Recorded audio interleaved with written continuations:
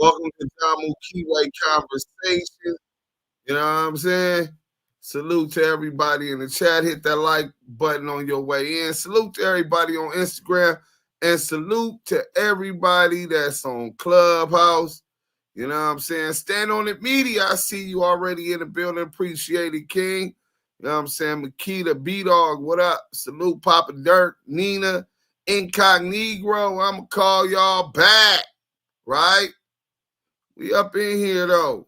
Hit that like button on your way in. If y'all didn't know, we got the content. Hashtag ETE in the chat. Hashtag ETD.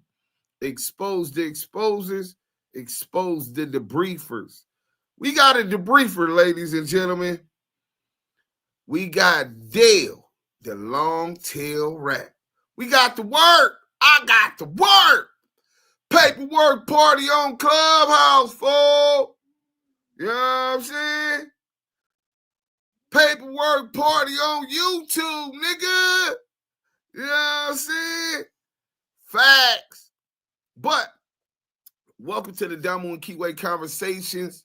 The victims of Big U or Agent Provocateurs. Oh, this gonna be nasty work. See, just like that song we were just listening to, you got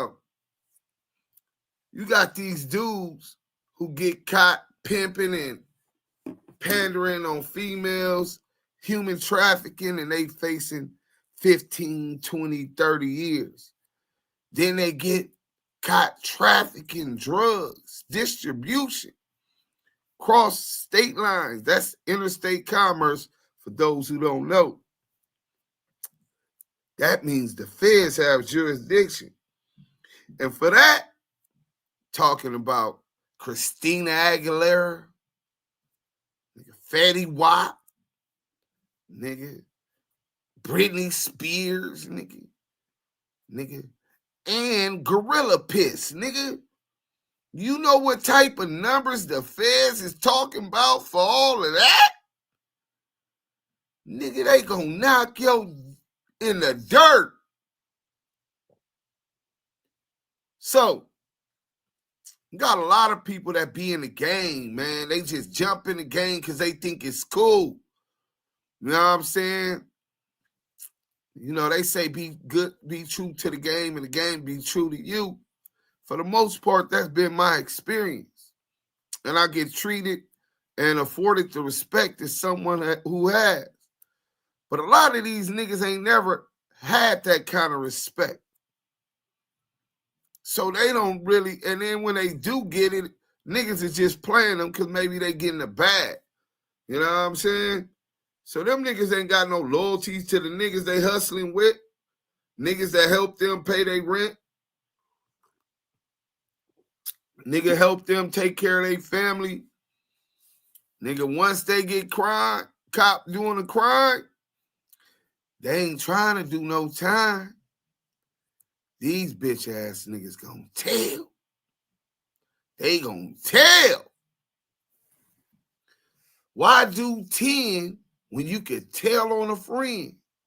It's nasty work. 411 Media TV, salute. Salute to everybody on IG. Let me show y'all where we at. Let's go on YouTube at Active Chucks. We gonna pin that. Hey, when y'all come up in here on YouTube, hit that like button. Help us get in this. Help us get into this algorithm, man. You know what I'm saying? If y'all on YouTube, y'all can pull up. I think we only get like 1 hour on YouTube streaming live. You know what I'm saying? We also on the other platforms too, Facebook, Twitter, and damn, I forgot the name of the other app. I always forget the name of the other app. Fresh, salute to you, King. But Mike B, salute to the Blue Wrench mob in the chat, because the chat's where it's at. Fed 22 and Fed 100, the coolest police station and content in the world. Hey, Shad, you ain't lied. Big Florence. Yo, what happened? The big draws catch up to them. Heard it was a fight. Well, I don't think they be able to talk if Big Draws caught up to them. I'm going to keep it a buck. You know, maybe it was some other gang members, man. You remember Luce Cannon dissed the Trays, the Avalons, you know what I'm saying, publicly. Like, bro, I don't know what these young kids think. You know, he from the IE, so I know he don't know no better. He just an IE nigga claiming 60s, you know what I'm saying? But so he don't know no better, but he gonna find out. What they say, fuck around and find out. Big Marcus, we about to get active. Deuce and y'all, yeah, I'm glad you said that, bro. Let me get my brother up here, man. I ain't even sent the link. I'm been over here doing so much, man. Let me send this up in here so I don't get cursed out. But I see y'all ain't hit them likes, so what we gonna do, we finna just sit back because y'all don't want the content. You know what I'm saying? Y'all, nigga got all this, what you call it. I'm in the chat, and this nigga ain't shit. Let me send y'all this, man, because he already talking shit, man. You know what I'm saying? Rightfully so, man. That's one of the most bullshitters niggas that's on the internet besides us. He in the chat though. Yeah, he in the chat on bullshit. You know, so you know he came to do his job. Hey, shout out to Youngstown, Ohio, Mr. ST. We appreciate your presence. Shout out to my homie Train to Go. My nigga Joseph Anderson. You already know what to do, Fi. You know what I'm saying? But yeah, showstop, you ain't shit, man. And listen, I ain't in the mood for your bullshit today. So I'm going to call y'all back. 504 Street Stories and Gangsta News Network. Hashtag ETE. I'm glad you know what we do, because that's what we do. But salute to you, man. You've been working hard. Look forward to a collaboration. We got that new Section single on all platforms. You might want to talk to Yael about that. Tap in, and we gonna check in with you, man, and we gonna make it make sense. You know what I'm saying? We all on this internet trying to do something positive. Niggas want to gang bang? Just go back on the block, my nigga. Get your blick and go hard until they get you, because they gonna get you. You know what I'm saying? Either the ops gonna get you or the real ops, the police, gonna get you. You know what I'm saying? I remember that's how I always looked at it, y'all. I never looked at my ops as being my ops. It was what it was, right? Mop Whack TV, salute. Papa Dirt, salute. My worst enemy was always the police, because I know what they gonna do. I ain't letting nobody else do nothing to me. I know what they gonna do. They gonna take a nigga to jail.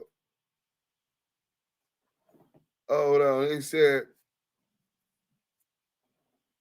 okay, let's go. Miss Lisa in the chat, salute. Mike B is in there. Kid the Barber, Deuce, then caught a few rats on the trap. Can a squirming and squilling. Hey, Shalawam, Dose of Reality TV, my brother. Shalawam, brother. I'm here to do my job. Hey, Yael, laugh out loud. Okay, so you want to troll my partner in crime? Stand on it, media. Shout out to the whole SOIM family. Shout out to District 13. Hey, I ain't been in District 13 in about 4 days. I'm going to have to pull up, man. I've been busy, but I still got to make ways to show my presence and support over there on that Makita, Exotic Soul. Salute. Red Heart, Blue Heart, Hennessy Glass, and Active Chucks. Hey, man, that's a hell of a combination right there, right?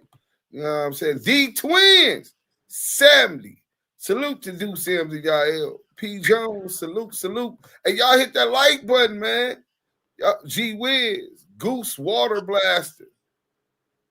Y'all be down here in the chat with the common folks.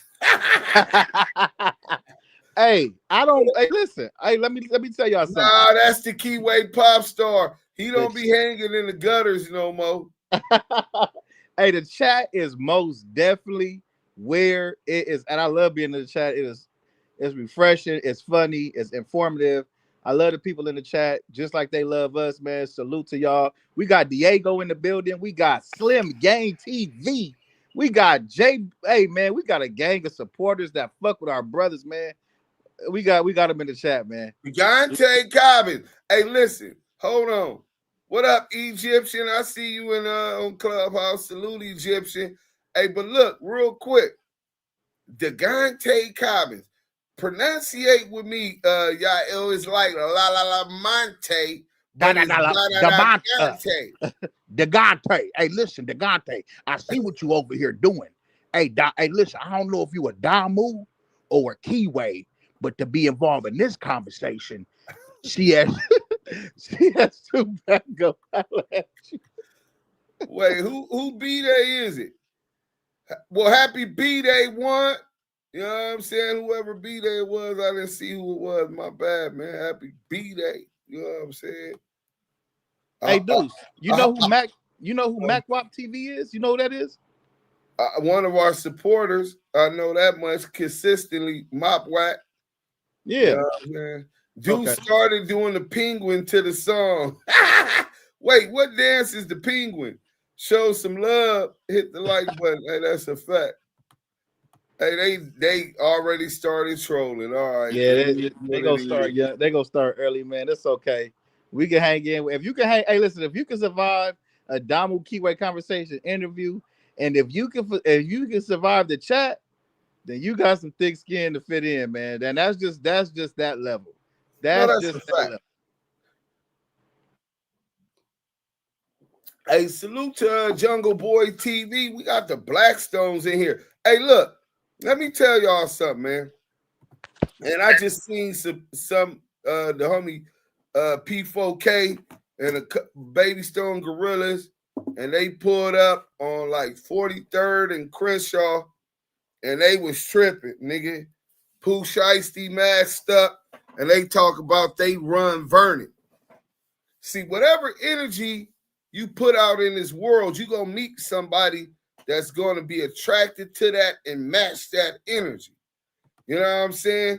So a lot of you young niggas that think all of this active gang banging shit is cute and it's a way that you're going to get some clout, you're going to get the wrong kind of clout too. You know what I'm saying? These niggas out here, I was doing this in the county. I was doing that in the pen. I was doing this to these niggas. Somebody might take exception to that, and that is going to make you a target. And you're going to get the kind of energy you might not be ready for, especially if you think you finna rap, if you think you're going to do podcasting.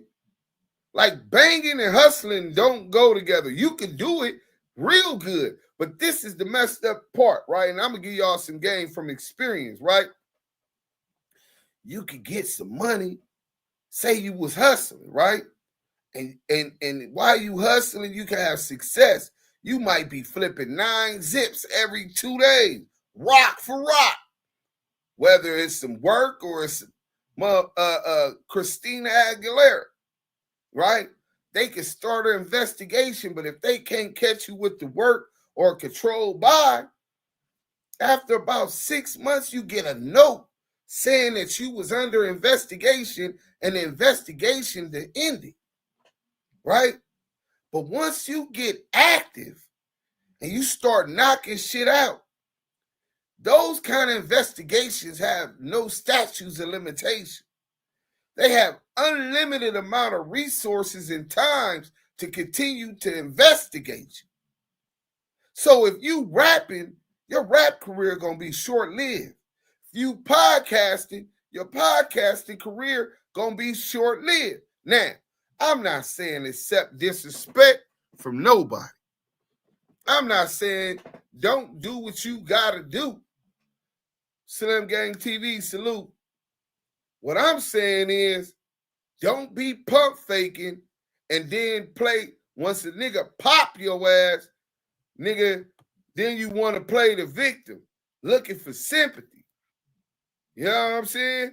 Everybody talking about, oh, rest in peace. Oh, the homie, he didn't deserve this. Nigga, if you active gang banging, you out here dissing niggas sets, you out here talking bad about niggas set, playing that game, nigga, you know what you signed up for. If you represent yourself like a banger, nigga, you know what you signed up for. You on the field, nigga. You in the field. And you get, whenever you in the field, you can get put on injured reserve, my nigga. And that goes for me, y'all, and everybody else that's on this internet, that's in the music industry, that's putting out that kind of energy. Mike Santana, salute, bro. Selena, what up? But I just want to put that out there, man, because I seen them niggas, and I know that little nigga P4K, I know his daddy, I know his mama, and I know that little nigga looked like he finna crash out. This nigga is a rapper, but he's really a banger. Right. That started rapping. So when and then he got mental health issues, right? It's clear to see.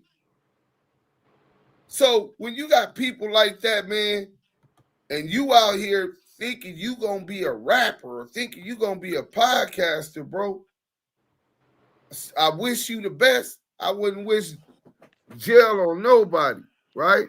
Right. Hold on. Hey, can somebody on Clubhouse play this? I'm gonna mute up. Speak on that for me real quick. Y'all need to take this call. Man, go ahead, brother. You already know I'm gonna hold it down till you come back around. Listen, man, what Deuce just said, man, is very, very informative, man. You know, those youngsters, whoever they may be, I don't know them. Once you go to themselves and you go to the pen, it's a different politic. You know what I'm saying? Those dudes, you could get into it with your quote unquote op, but then at the end of the day, them be your brothers at arms that you have to stand with. And hopefully, you know, one of those brothers that you standing with got your back for real. You know what I'm saying? So all that dissing in the streets, all that sliding, we understand that you got unresolved feelings and issues when it comes to both sides. You know what I'm saying? And if that energy is not being reciprocated, you shouldn't even be putting it out there like that. But if it is, go stand on it. If not, leave it where it's at. And That's a fact. I hate to say it like this, Deuce, but even with the situation with the Compton TG dude, I'm pretty sure you heard about that. Yeah. You know what I'm saying? It's like, I don't know his backstory. I just know he's from, you know, Compton, AD, Atlantic Drive. You know what I'm saying? And there was a situation to where he was, I guess, saying some things on the tier, and a derogatory terminology came out against another Kiwe, which that marker, that name is a disrespect, and it was said to be 100 dudes, or it was a few dudes that wanted to get down with him, and he turned the fade down. You know, I got a homie that's locked up right now who heard about that shit, and he like, nah, homie. You know, dude was supposed to squabble up. They wasn't gonna whoop him out. He was supposed to squabble up. All that stuff. I say all that to say this. All that stuff niggas be popping it and saying on the internet. You gotta stand on that, bro. Whatever it may be. If it's fades, it's fades. But whatever it may be, you stand on it to the end, bro. Stand on it. I mean, nigga, you standing on gangbanging. You standing on your homies dying. You standing on a name being dissed. So stand on your business. Now, if the story isn't true, then it's not true. But it was said that happened, and if it did happen, bro, that just goes to show y'all gotta stand on the shit y'all be out here talking about. Because a lot of you niggas ain't standing on shit. Niggas out here standing with marks from the park, busters and custers. And that's not what we doing over here in Damu Kiwe Conversations. We do not stand with none of that type of bunkology, goofology, none of that. Damu Kiwe Conversations. Yeah, I just wanted to speak on that. I'm glad you elaborated on that Compton ass TG thing.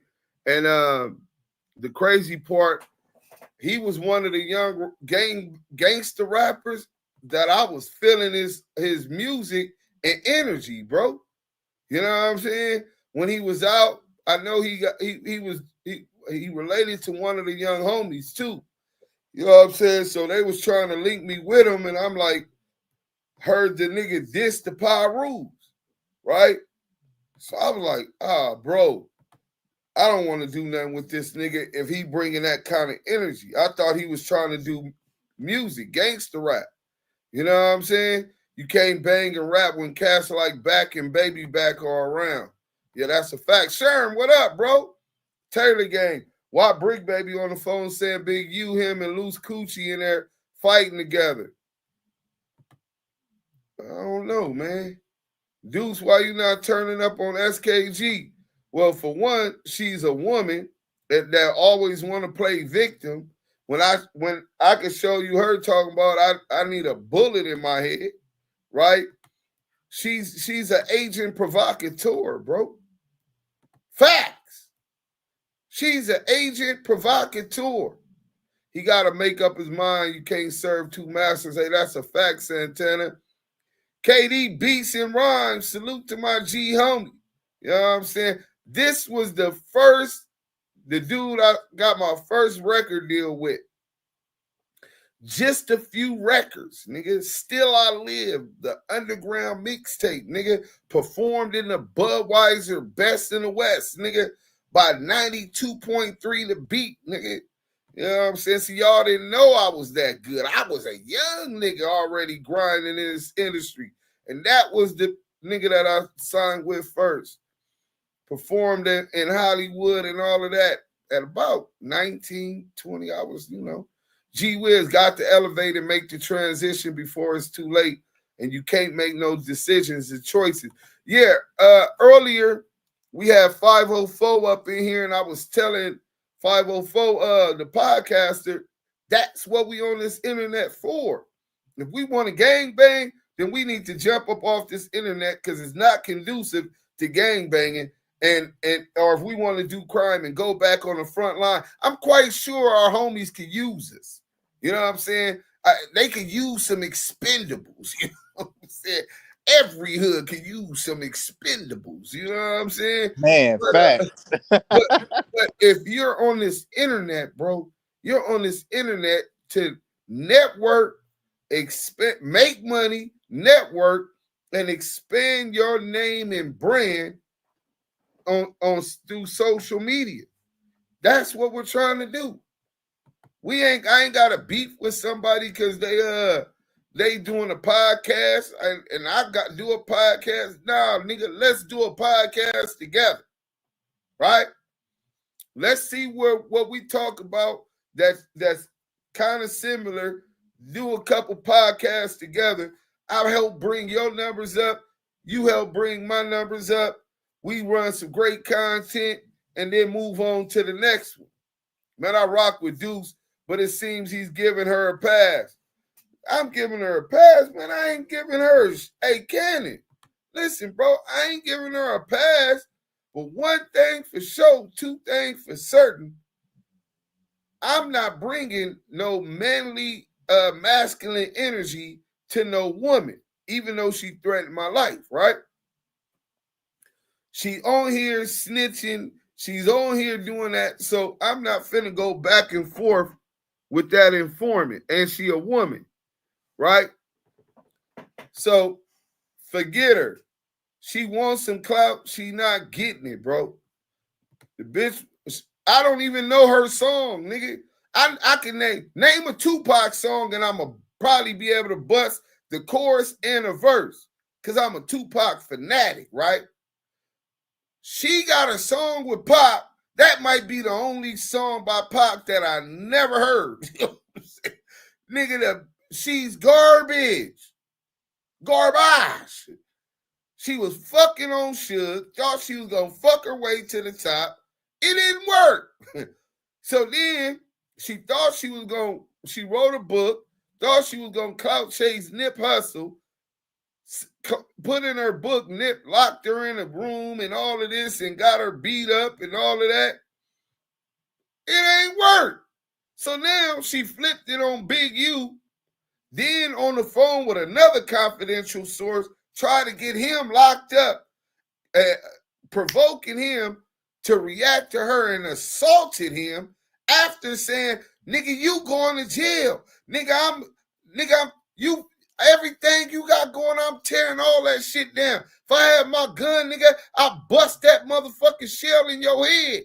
Bop, bop, bop, bop. And then talk about he's going to jail. So when the hotel people said, do you want us to call the police? Hell yeah, I ain't did nothing. Call the police. These niggas gonna spin it. Oh, he's an informant. Hoping that somebody jump on that. These the games these police ass niggas that claim they streets is playing. This bitch ain't no motherfucking Crip. What work she put in? I interviewed the female where she said she was in a high-speed chase and didn't pull over and crash the car to get into so the homies could get away. That's cap. That bitch wasn't the driver. I interviewed the driver that did that shit. Bitch a clout chaser, bro. She ain't got nothing going on. She not even worth it, bro. Trust me. Let her go ahead and try to get 5 minutes of fame. She's not selling no products. She's not dropping any music. Her book is not selling. What is she doing? Cut Different. What's up? What up? Cut Different TV. Mike Pena. You can always get another woman, car, clothes, money, but you can never get time or life back. Hey, that's a fact, bro. Ricky. Salute to the Damu Kiwe Conversation fam. Hey, look. Hit that like button. We're going to keep going down in this chat. But in the meantime, in between time, we're going to get into this content. You know what I'm saying? Murder, Grammys, and betrayal. Let's talk about it.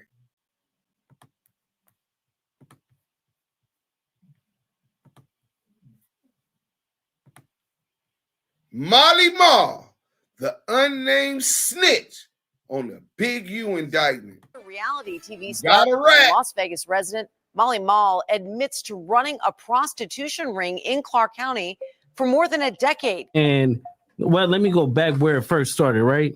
So I end up whooping Molly Mall ass, right? Pop producer agrees to a plea deal in federal court. Molly Mall is admitting to his role in the Las Vegas sex trade. Guy named Big U. It's cool. They used to be brothers, right? Hip-hop producer Jamal Rashid, also known as Molly Mall, is headed to prison. Rashid admits he was a longtime pimp and profited off of women that he abused. Then you talk about Big U and Molly Mall. No, Big U, Molly Mall, and you. Yes. Molly Mall, who you're friends with. Yeah, that's my brother. Well, Brian, sentencing for a hip-hop producer has been pushed back again, and the I-Team has learned a little bit more about why there's been a delay. Jamal Rashid, also known as Molly Mall, admitted he was a pimp in Las Vegas. He faced federal charges and pled guilty to use of an interstate facility in aid of unlawful activity.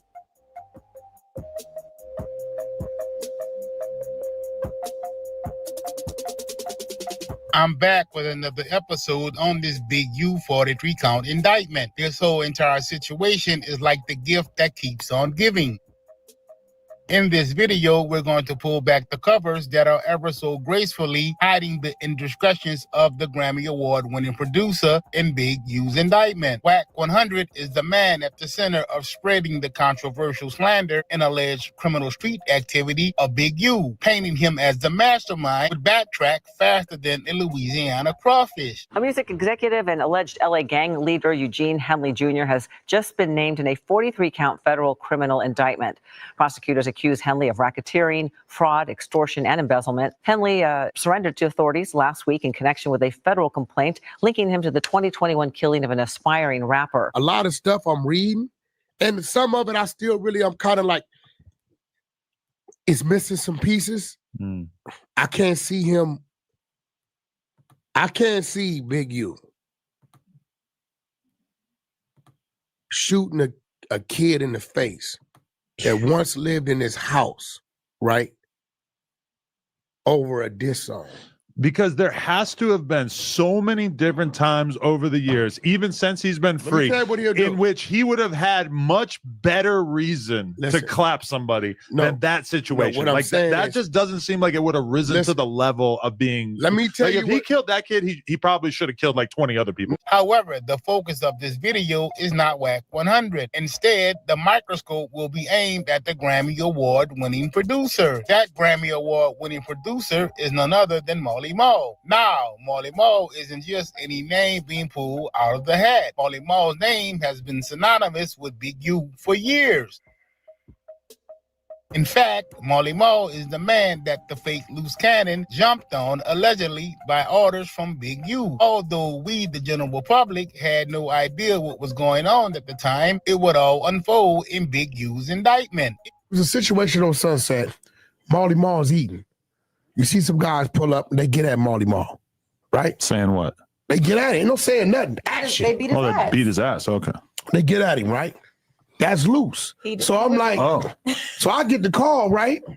I'm like, he like, yo, I say, yo, who was that? He like Luce Cannon. I say, what Luce? I say, where you from? Because I know it ain't him. Because Big U from 6-0. Ain't no way Luce get that Marley Marl like that. So when he say Luce Cannon, I'm like, from where? He like 6-0. I say, wait, that was Luce that did you like that? I said, hold on. So I called Big U. Hey, man, why is Luce doing that to bro? Big U, like, laughs the shit off, right? So I'm like, yo, bro, what kind of shit you on? I thought Marley is, you know what I'm saying? What kind of shit you on? If you have no idea who Marley Marl is, let me first bring you up to speed. Born and raised in Northern California, commonly known as the Bay Area, Jamal Rashid, aka Marley Marl's love for music evolved at an early age, heavily influenced by Bay Area legendary producers Ant Banks and Rick Rock. Marl's career began with music and would remain to be his true passion and motivation. Marl, his labels, Marley Marl Music and Future Music, and his innovative team have produced for a multitude of artists, from up-and-coming artists to veterans such as Snoop Dogg, Chris Brown, Tyga, Drake, Yellow Wolf, Bone Thugs and Harmony, E40, Usher, 50 Cent, The Game, Shawty Low, Redman, Lupe Fiasco, Slim from 112, and the list goes on and on. Man. Now you got to remember, me and Marley do real business. I come get a beat from him. You know, I pay him for his beat, give him his points. We got to hit him and Game and Jeremiah came from Marley. Marl continued to diversify his assortment of sounds while working with many past and present acclaimed producers, artists, and songwriters. Marl's business partner and close friend, songwriting extraordinaire and Grammy Award-winning producer Jason Pooh Bear Boy. Hey, I'll address this one. This brother say he rock with us. Money Inc. I rock with y'all podcast, but Big U was pressing out of towners for sure. Hey, look, bro. If a nigga come up in my territory or my neighborhood, we gang members, right? They call gangs. We're from organizations that are very territorial, right? So when you come in our territory, niggas is saying, what's up? Where you from? Nigga, what you doing over here? You know where you at? Nigga, that comes with the territory. So, and that's for niggas that's locals. So while you represent your town, niggas in LA is the only niggas that don't say, this is LA, this and that. Nigga, we been gangbanging and fighting each other for half a century, bro. Niggas don't be, oh, this is this. Nah, nigga, we half the city want to knock a nigga down.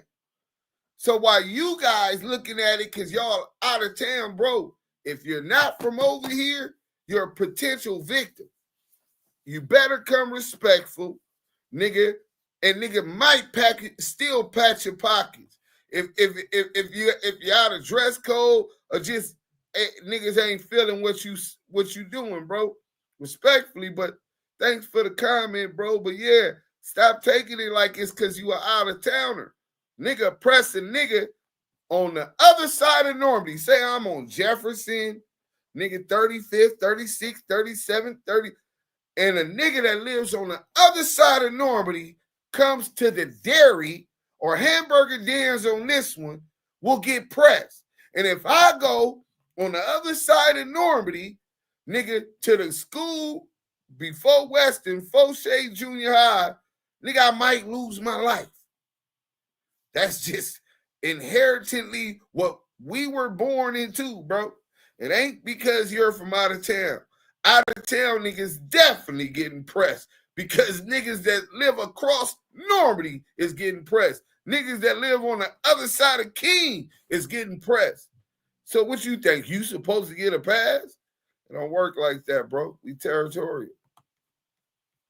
Let's get back into it. It served as a strong lead within the future music and Marley Marl music camps. Marl has been credited for creating several top 10 hits, such as Transform Ya with Chris Brown, Swiss Beats, and Lil Wayne, Peaches and Creams by 112, and Caught Up with Usher, just to name a few. Marley Marl increased his drive to preserve in the industry a long-term friend and Bay Area rapper Andre Hicks, a.k.a. Mac Dre, passed away unexpectedly. At 3:30 a.m., Mac Dre was returning to his hotel room after a late show in Kansas City.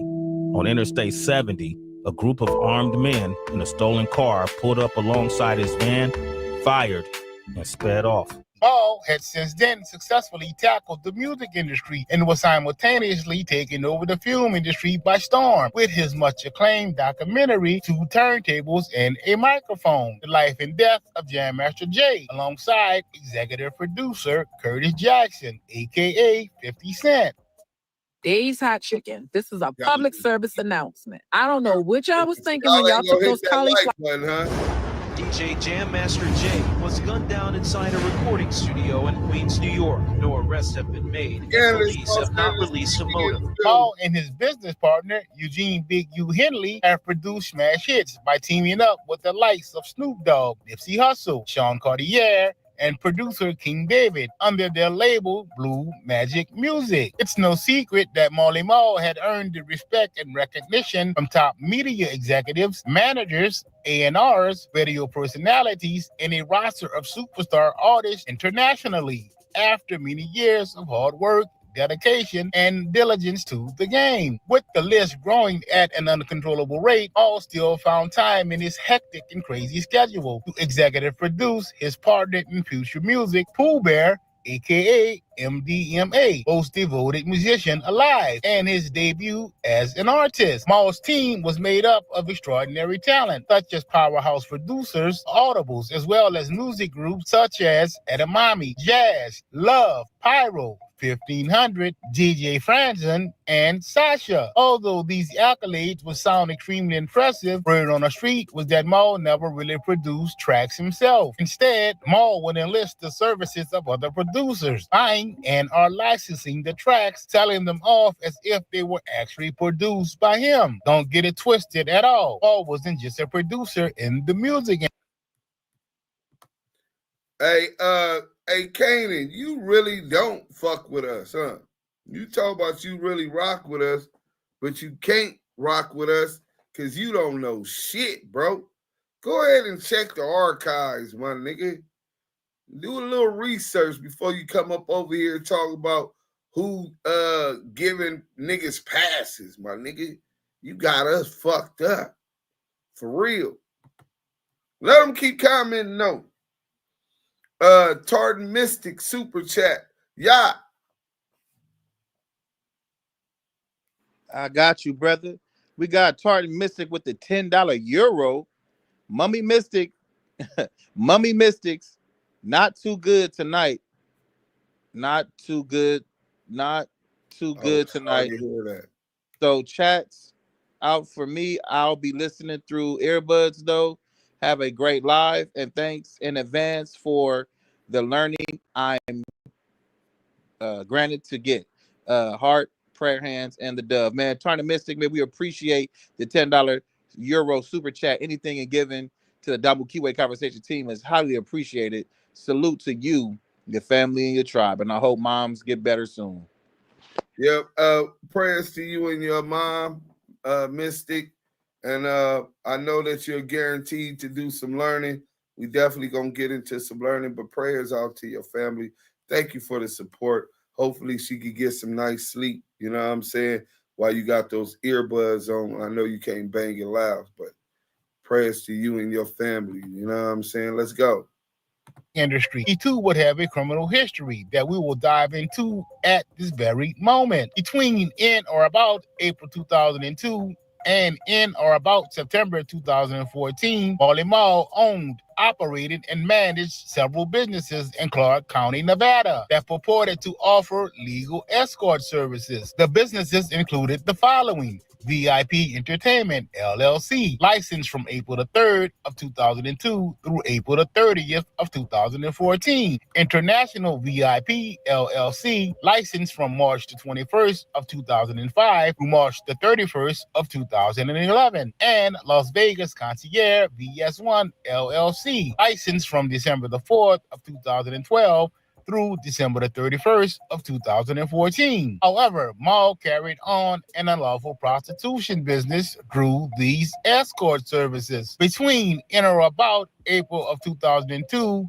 and in or about September of 2014, Marl routinely used or caused others to use the below described facilities in interstate commerce to promote, manage, establish, and carry on his unlawful prostitution business. As the indictment reads, Marl routinely used the... So he got all this business going on, and he's still pimping on females and doing all this crime. But real quick, DJ Dream, if you're a real DJ, I need you to go to my DM on Active Chucks on IG and let me know that it's you, DJ Dream.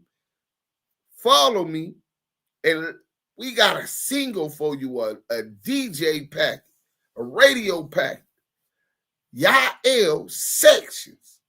Also, TD and Criticality, outside the single and programming. And we also got Pop LQ single. So we could get these in rotation. You know what I'm saying? Just check it out. Trust me, you might want to be the one to help break these things. So when they big and they blow with all this marketing, you be like, man, I helped break that record. Nigga, ask Duke Sims, nigga. I'm DJ Dream, nigga. But salute to you, King. Keep y'all foot on these rats' neck. This is why y'all the realest on the net. Because y'all don't select the politic. Hashtag free the real. Hey, man, I appreciate your moral compass and how you appreciate what we doing. I mean, what they say, real recognize real, man. Salute, King. Cause others to use cellular telephones and other means to cause women working for his escort businesses to conduct acts of prostitution in Clark County, Nevada. To pull this off, in some instances, Marl uses American Express card to pay for airfare and other travel-related expenses. Also, according to the indictment, Marl used or caused others to use various paid websites, such as Backpage and Euros Guide, to advertise the woman online for prostitution purposes. In the same time frame between in or about April of 2002 and or about September of 2014. Hey, my nigga, how you a Grammy-winning producer, but you can't even let the whole poster itself on Backpage, my nigga? Why you gotta post the bitch on Backpage? You know what I'm saying? Hey, you know, he pedaling backwards. Let's get back to the shit.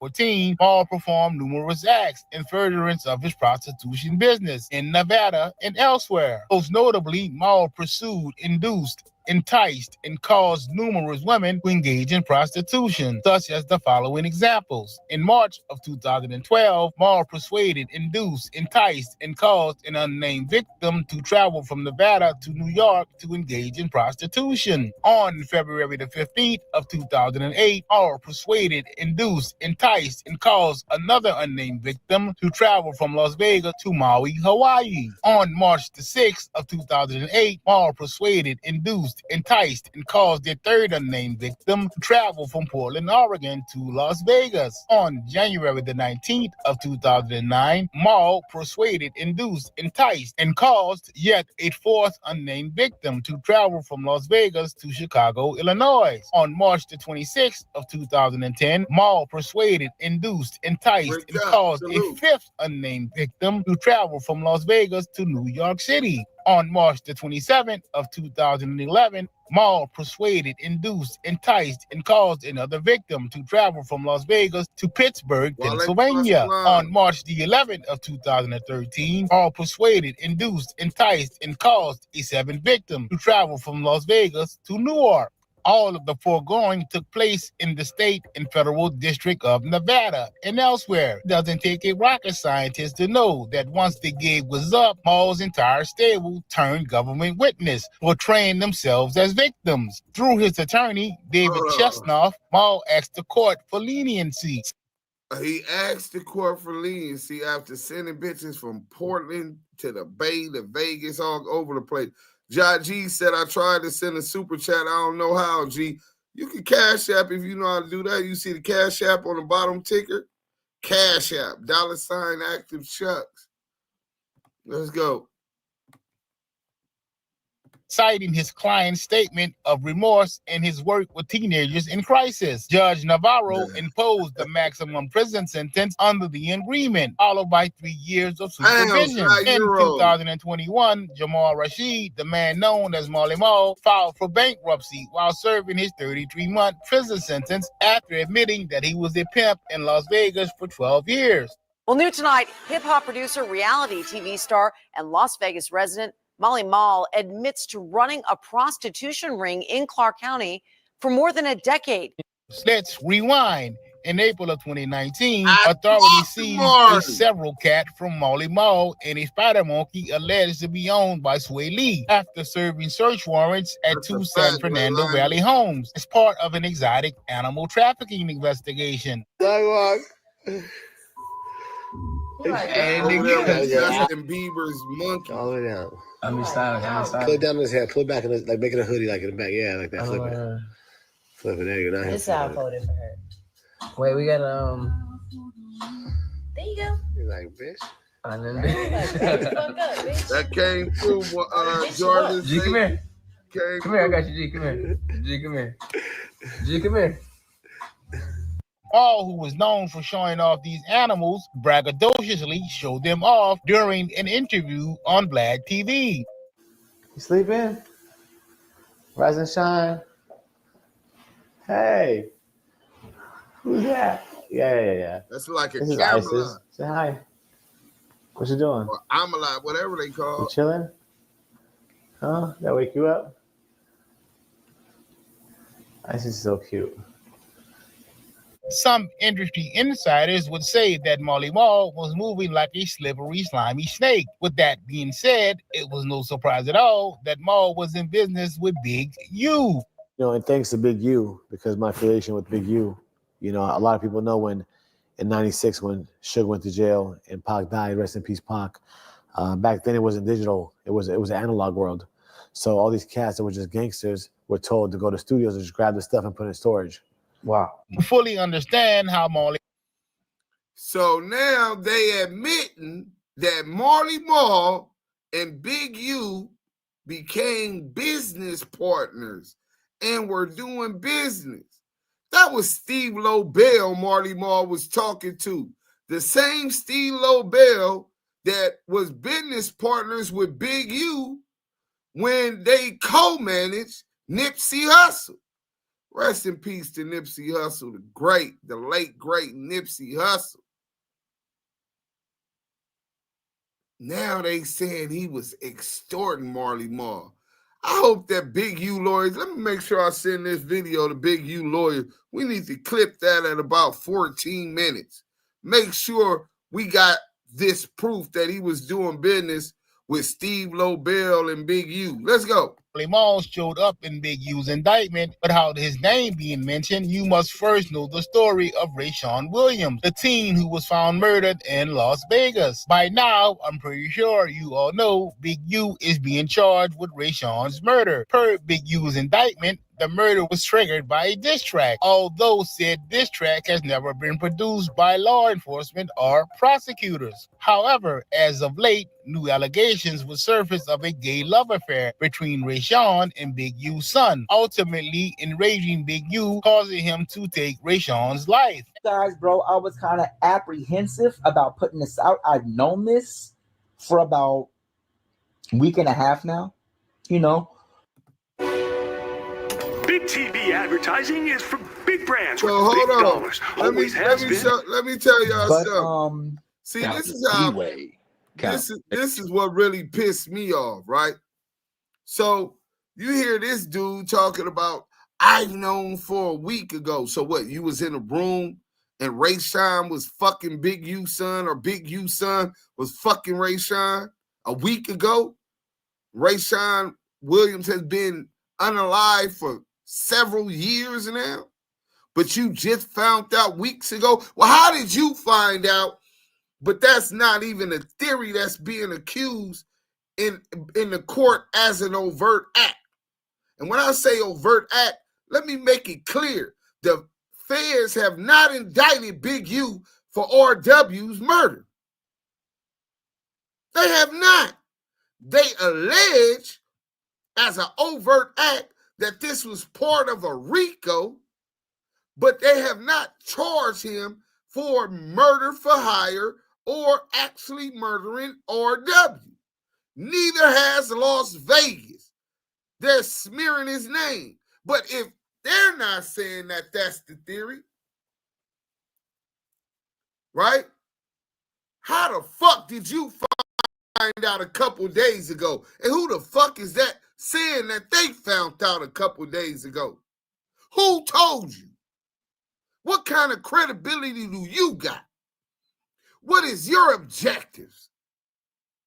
See, you niggas is so into this gossip and shit, claiming it's content. You niggas is just like bitches. You niggas is just like informants, rats, pieces of shit. You'll sell anything for an extra $1, nigga. Show proof of text messages where they had gay conversation. So show proof of video footage of gay. I don't want to see no gay shit anyway, but release it. Show proof of RW saying that he was lovers with one of Big U's sons. Show proof of one of Big U's sons saying that he was a lover with RW. Y'all niggas just take shit and run with it. You niggas would they talk bad about Jesus. And Big U far from that. But my mama taught me that shit growing up. Man, you can't worry about a motherfucker talking bad about you. They talk bad about Jesus. So you far from that, so you better expect it. But for you niggas to smear this man's whole campaign, fuck how many turkeys he gave out. Fuck how many toys he gave those kids. We don't give a fuck about none of that. All we give a fuck about is this. And the same niggas that say this ain't did shit for their community. Not one single deed have we heard about these bitch ass niggas doing something positive in their community. But we supposed to allow them to determine and decide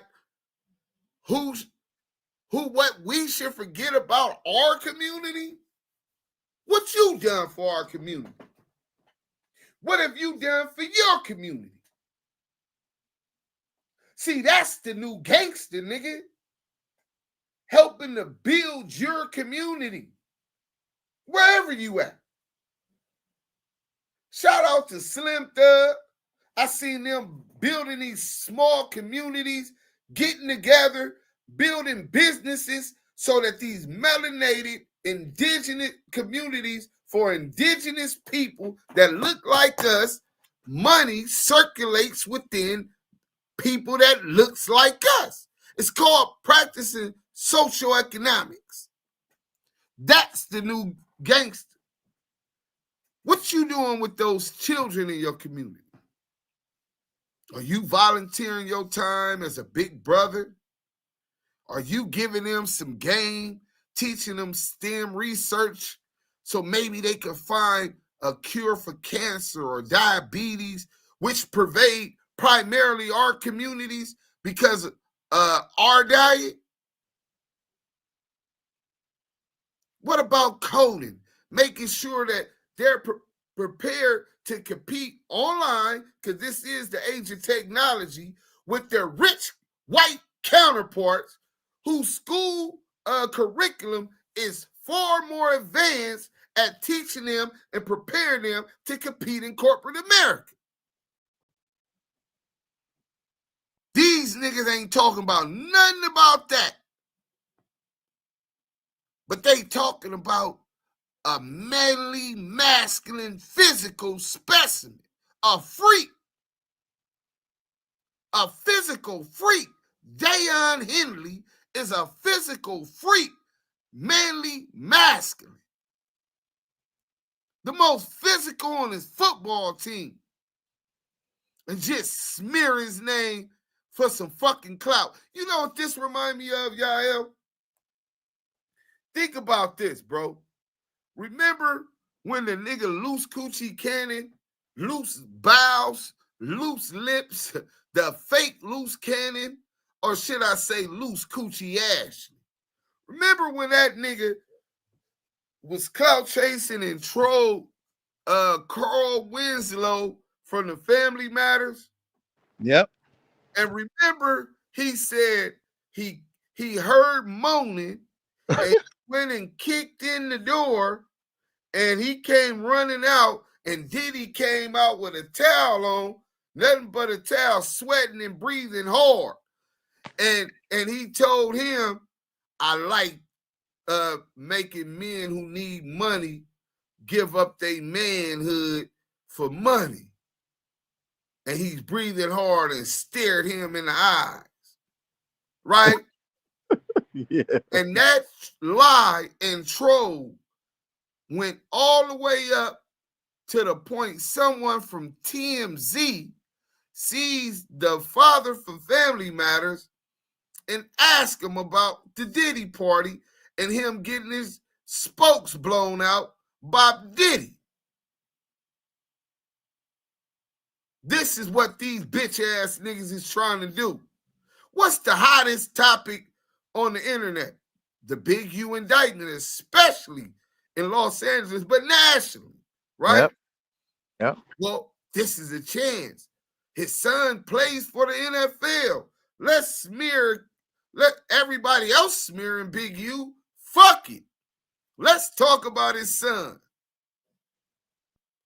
You despicable, degenerate pieces of shit.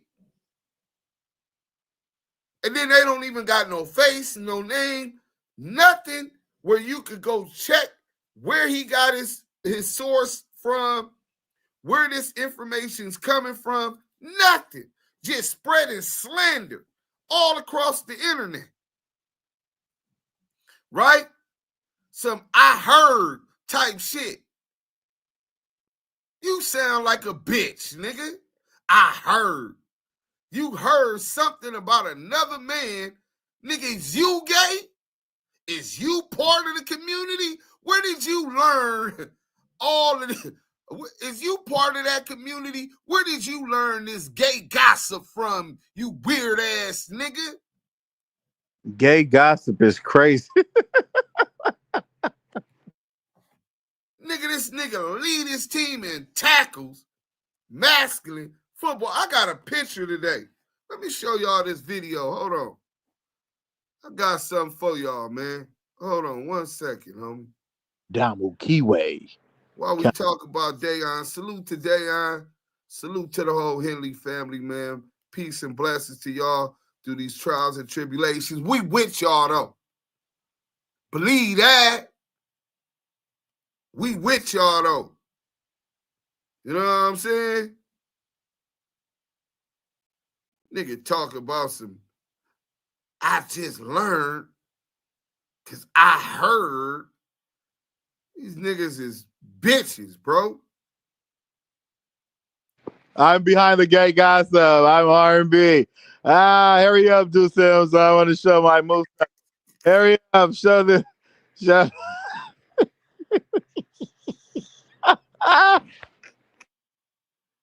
Hold on. This one of my coworkers sent me this, right? When I was at work today, he like, you gotta know, I'm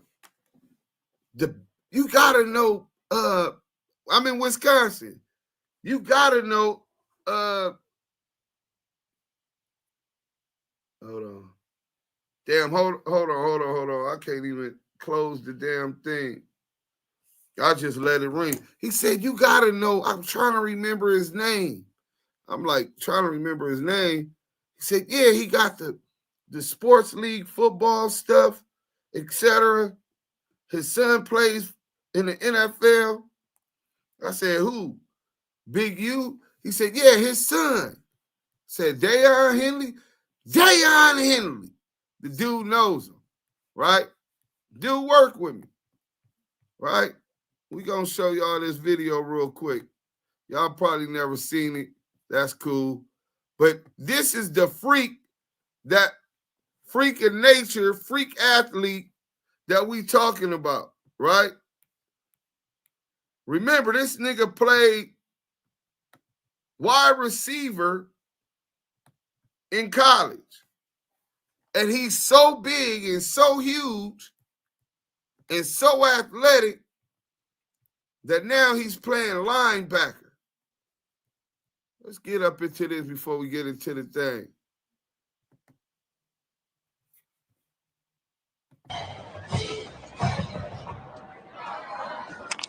I'm Dan Henley. We just crushed. All right, well, back in. Sister and football team won tonight, scoring. This when he was at Nevada. You know what I'm saying?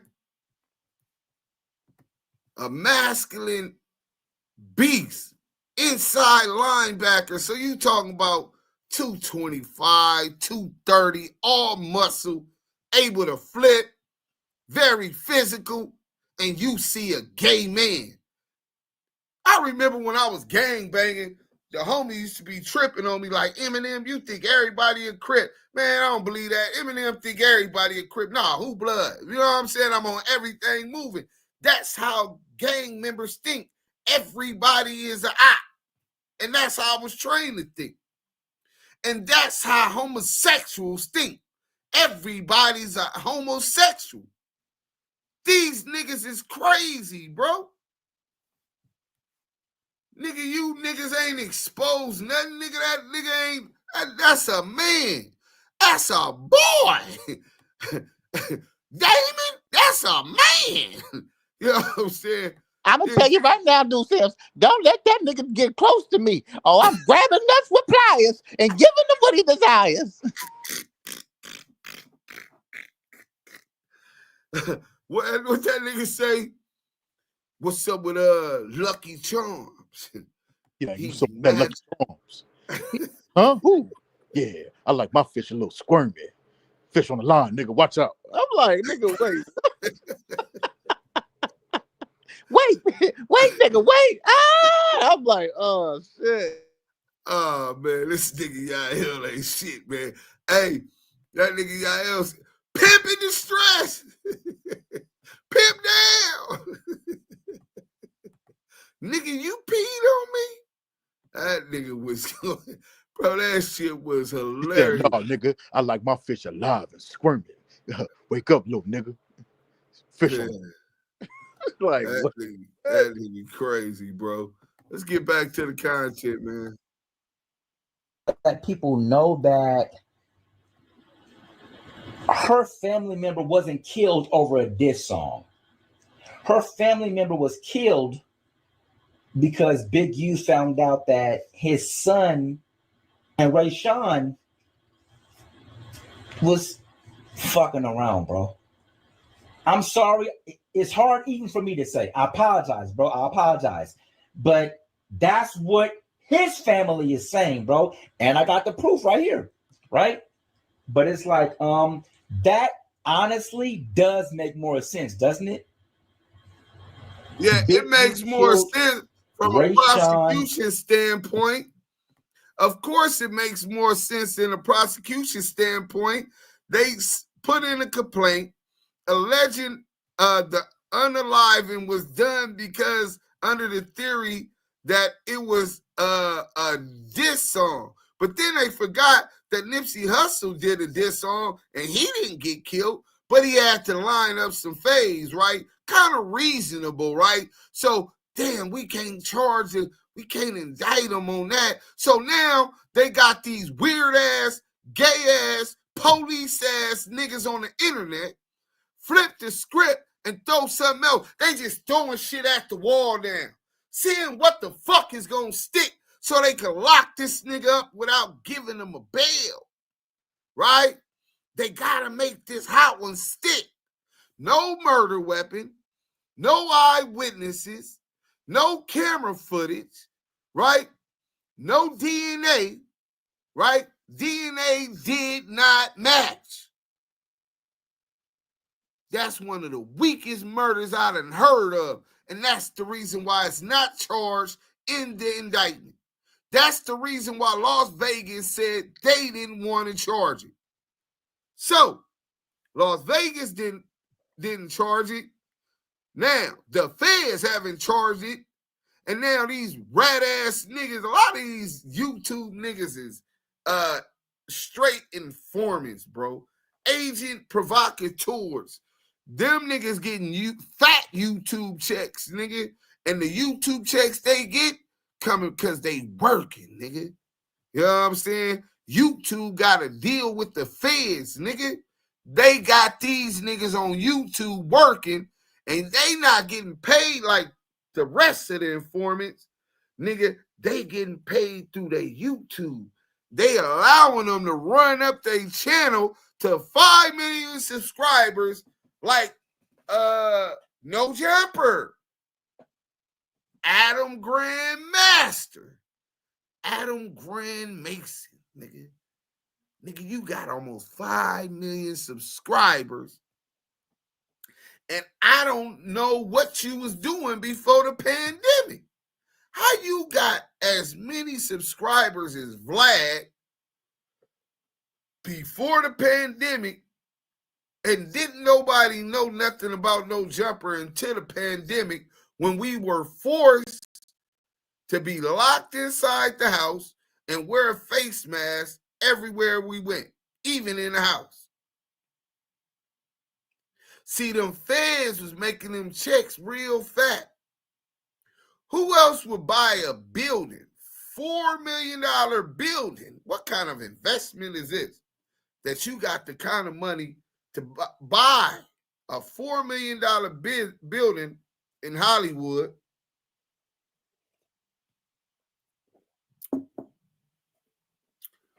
to interview niggas about gang culture. You ain't playing no videos like, hey, Yael, man, I'm glad to have you on the show, man. What you been working on? Oh, man, I got the new section song. The video finna drop. Oh, for real? Yeah, nigga, I got Joe Moses on there. Nigga, I got Coyote. It's an anthem. Nigga, run that shit. No top 10 countdown. Nothing that has to do with the art of music and hip-hop culture. I spend $4 million of my money, and now I'm interviewing niggas who ain't had a hit record in their life. But they ran some phase in the county. They got into some skedaddles and did they Dougie out in the streets. I want to talk about that. I'm just interested.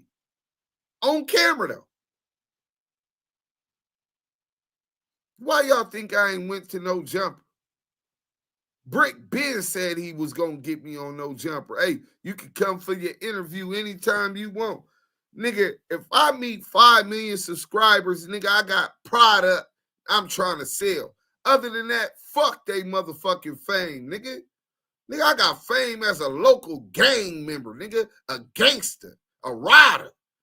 Nigga, that shit didn't get me. That shit don't come with no retirement plan. That shit ain't gonna put my son through college. So we tried entertainment and something new. So why would I want to keep bragging about the shit I did in the street? Sounds like his asshole backwards, huh? Molly knows a lot of different people. Cold dude was scared of the Bloods, ran to Crips for protection. Oh, what Bloods he was scared of? LaLanda Giles, put me up on game. That might really can help some of my brothers get up on some of these Williams over a diss track. There's 1,000 people that in this Big U. Why they not dead? And that makes more sense because see what I'm saying? There's 1,000 people that in this Big U. Why they not dead? So now that's reasonable doubt. So now we gonna throw something else at the wall. He did it because his son was gay lovers with him. And I just found out. Why the court ain't found out? Why the FBI ain't found out? But your bitch ass talking about you got proof and you found out. Suck my dick, nigga. No, I'm trying to walk myself through the situation, right? So if I'm Ray Sean Williams and I live with Big U, why would I feel comfortable enough to wear a chain that belongs to his son? Allegedly, the reason why Big U kicked out Ray Sean from his house is because he wore one of his son's chains without permission, right? Why would he even feel comfortable enough to do that unless he knew it was okay? My baby mama wear my shirts all the time. She'll go to the store, throw on some of my sweatpants, one of my shirts, and be out. Come back, done. That's something my partner would do. That's something my baby mama don't do. That's something my girl would do, is wear my clothes or wear my shirts or wear my chain. That's something she would do. That's my partner. That's my girl. That's cap. And you don't even sound like you got a girl. Nigga, I done let the homies, and I done seen the homies, nigga, let the other homies wear the yard damn music chain. I'll go to the videos right now and show you 3 different niggas in 3 different videos with the same motherfucking chain, nigga. I told you, just like I thought all the niggas that I banged, like, where you from, blood? I thought they was ops. These gay niggas think everybody's gay, nigga. That's what makes sense to them, because they got dick on their mind, nigga. Them niggas see a masculine man, you gay-ass niggas got dick on your mind, nigga. Fuck you niggas talking about. Oh, well, that's gay. Only my girl will wear my chain. Man, nigga got an ice chain. Oh, you going to the club, man? Go ahead, wear that motherfucking nigga. You might get some pussy. You think niggas don't be playing them type of games on hoes, bitches see, oh, that nigga, oh, I'm finna go. Niggas, man, get the fuck out of here. Weird ass niggas. All they think about is dick, nigga. Kind of man wake up with dick on his mind every day, nigga. So that's cool. I ain't tripping, bro. Let's unpack this, bro. How the fuck does this make sense? So Big U is so mad because you wore some of his son's jewelry. Shouldn't his son be mad? If it's his chain, shouldn't he be mad? You stole my chain, bro, and wore it without my permission. I'm mad at you. His son wasn't mad. His dad was mad? How does that make sense? If somebody stole my chain, I'm mad at him. I don't need my daddy to be mad at him. Because look at this. That makes more sense. My son about to be in the NFL. He got a whole career, bro. Ain't nobody gonna fuck with no gay NFL player, bro. They're not gonna fuck with him. You're not gonna ruin my son's career, bro. I'm not gonna let you do that. He made a diss song about Big U and he killed him. Everybody made diss. Bro, you think that they already had a couple of gay dudes in the NFL, bro? Where the fuck you been at? Let me Google that real quick. What was that dude name? Who was the first openly gay NFL player? Let's go to it real quick. Carl Nassib came out in 2021. Defensive end. Oh, yeah. He was defending his end for the Las Vegas Raiders, nigga. You know what I'm saying? And there was others. Meet 16 out gay and bi players in the NFL history. 16. So what you gonna say now with that weak ass theory? You police, gay ass police ass nigga with dick on your mind, nigga? What you gonna say now? Weird ass niggas, bro. Niggas that do anything to try to get a nigga locked up. Facts, man. All them niggas on here hoes with the gossip and calling it content. Yeah, they ain't done shit, dudes. I know. You know what I'm saying? That shit just pissed me off that you would go ahead and smear this man's son name all through the mud without any proof on some hearsay. That shit wouldn't even be admissible. Molly Mall was good friends with Vice Officer Chris Ballman, who was fired. Hey, look, man, all of y'all speaking up on Molly Mall and his history with Molly Mall, DM me, all of this shit. We could get on the phone as soon as I get the time and get these facts together. No hearsay, facts. Because we can make sure that Big U lawyer know everything about Molly Mall. Even if he decides it's not going to help him, we'll have a better understanding who this piece of shit is. That boy preaching. Yeah, Miss Lisa. Oh, my God. Thank you for looking at this angle. I've been watching so much dumb stuff. I didn't know people were so goddamn brain dead. Yeah, always loose coochie Ashley. It's sad as hell, Mike B. Hey, Sherm, you ain't lying, bro.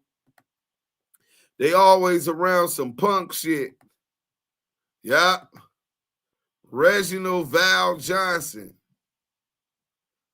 Wait, who is that? Reginald Val Johnson. Raider Q, I don't know what you talking about, bro. Oh, that's his name? Oh, Uncle Carl, these niggas foul. Let's finish this video and then I'll get to the work. Hit the like button. We cooking, bro. I got the word. This song's about Big U, bro. I know like 3-4 niggas that got diss songs dissing Big U. All them niggas still alive. Did you know that you can have permanent teeth in just 24 hours? That's right. Only 24 hours and your smile is ready. But now this nigga going off of this song. Makes no sense, bro. But it does make sense that if you found out that your son was fucking with one of his teammates and they were having sex, or that was his man or his boy, now that makes sense. That makes sense why he felt comfortable enough to wear his jewelry out. That makes more sense to why he felt comfortable wearing his clothes, his jewelry, everything. That makes sense, bro.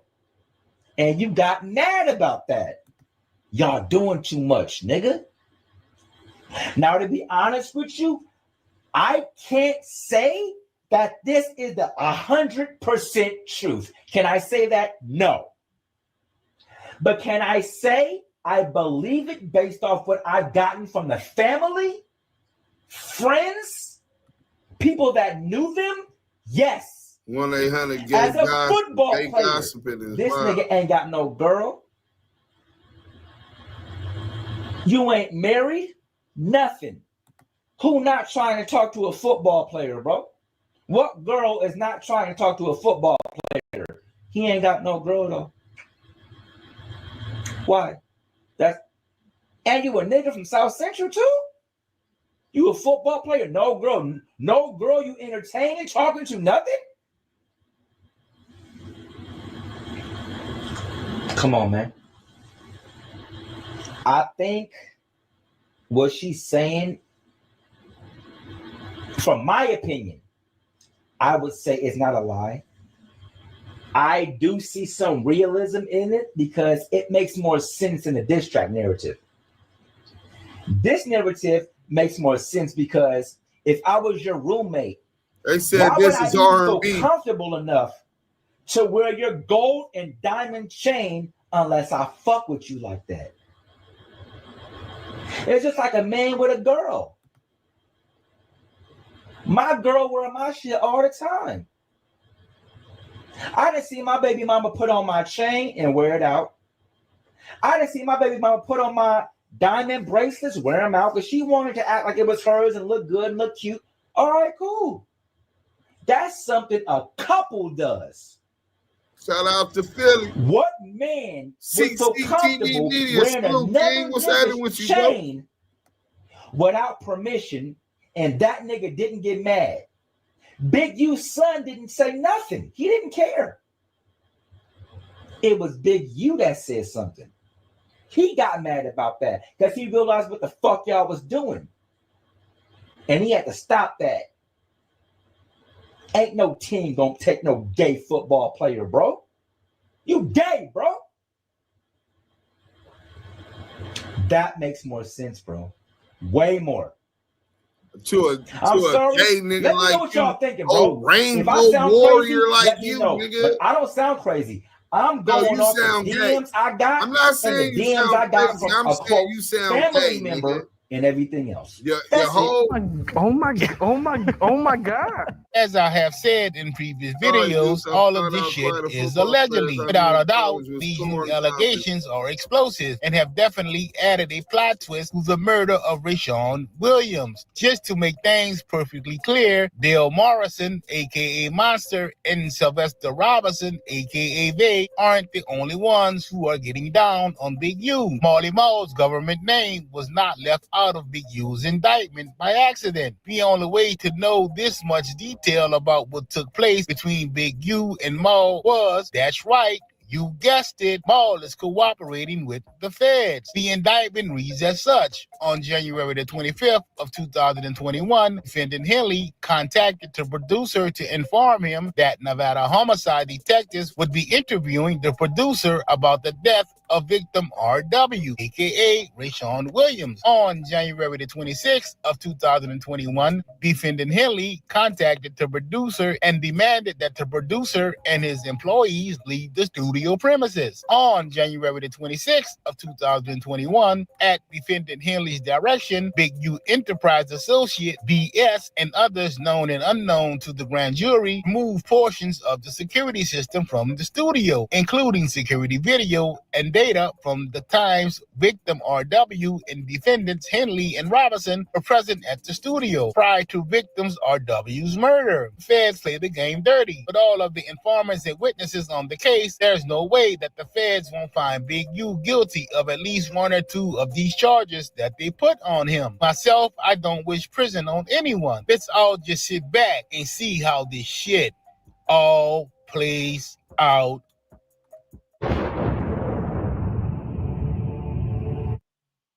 Visit the Cost Cutters near you today and get the cut you want at a price you'll love. Damu Kiwe Conversations. So that was it for that video. Talk to you for. You know what I'm saying? That was all we was gonna get into right there. You know what I'm saying? Hold on. Let me see what this.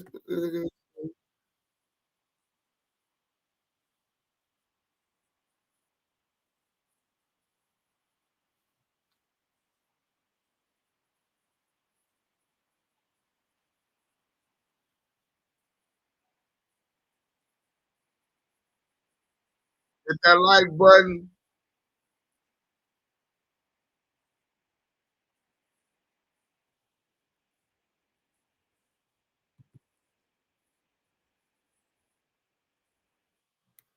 All right, let me pull up the work. I got to work. I got to work. Damu Kiwe Conversations. Well, the work is here. You know, you already know where y'all at. Y'all one of the hottest lives on YouTube, one of the dopest rooms on Clubhouse. Make sure you like that button. Hit that button. Make sure you slap that like TD slap them craters on that nigga head, man. Y'all sitting in one of the hottest lives on YouTube right now. Damu Kiwe Conversations. Welcome to Zudaland. Salute, man. Salute to you, man. Glad you made it. You know what I'm saying? Yeah, bro. Hey, where my boy at? What's his name? YNW Ludamari. Hey, bro. I don't know what excites you, but 2 niggas in jail, one of them that ain't even from his hood, claiming that they had a fight, being a fake fight, is not newsworthy, bro. It is not content, bro. These niggas run fake plays on the streets. Now they in the feds running fake plays, fake fades. This shit is crazy. 5 million fake motherfuckers. Plus, he said he broke. The whole pandemic, I worked for Uber doing food delivery. Well, salute to you, Cameron. Long as you getting to your bag and you able to take care of your responsibilities, fuck what else a nigga gotta say, my nigga. Do your thug thizzle, nigga. Unless they gonna pay your bills. You know what I'm saying? If they gonna pay your bills, then, I mean, you might want to take that into consideration if it makes sense. You know what I'm saying? But other than that, why is another man watching another man pockets in the first place? I'm telling you, these niggas is haters and they rainbow warriors. Nigga. It's a whole lot of rainbow warriors going on. Nasty work. That's not hard to get a commercial loan for a building like that. No, but where is you, Miss Lisa? You get a commercial loan for a commercial building like that in Los Angeles for $4 million. How do you make a profit and make this an investment and not a liability? We're not talking about how you got the building. We talk, obviously, you're coming off of a lot of resources, $4 million worth of resources and equity, right? To buy this building. How are you going to come out the hole $4 million to make that a business, a productive business where you're out of the red from what you invested? Oh, he gonna tell. He gonna get them agents to agent. Well, I'm quite sure the feds. hey, look, man. Hey, don't worry about it, man. We gonna cover all that, but you gonna have to do this deal. See, we got this nigga named CS2 back, right? And we gonna have him as your co-host, and it's gonna draw people in because he's very controversial. You know what I'm saying? He got craters in his face that look like the moon. He's small with a Napoleon complex, and the nigga been working since 2006. So he's very, very keen on implicating people in crimes in the natural occurrence of things. A lot of people wouldn't think twice. Yeah. So just follow his lead. You know what I'm saying? Yeah, nasty work. Hold on. I'm getting text messages. What are they talking about? Oh yeah, man. But so back to the work. So this is monster work, right? So when you look on here, you got in the United States District Court for the Northern District of Ohio, Eastern Division. United States of America is the plaintiff. See, when you fight the feds, it's not the people versus Lamonte Sims. It's not the city or county of Los Angeles versus Lamonte Sims. No, it's Lamonte Sims versus the United States of America, my nigga. You know what I'm saying? So this is it right here. This was May 11th, 2022. This indictment was filed. And if you pay attention, it has multiple names. You know what I'm saying? But the one we keying in on is Dale Morris. He don't even got Morrison on here. He just got Morris on the indictment. Count 1, conspiracy to possess with intent to distribute cocaine, heroin, Fetty Wap, Christina Aguilera, Gorilla Piss, and the Sticky Icky Icky. Damn. Tell me what you need, caviar, the weed, and speed. Black tar, ecstasy, saying niggas about his cheese. Hey, listen, that's count 1, my nigga. How many more counts you need, nigga? You know what I'm saying?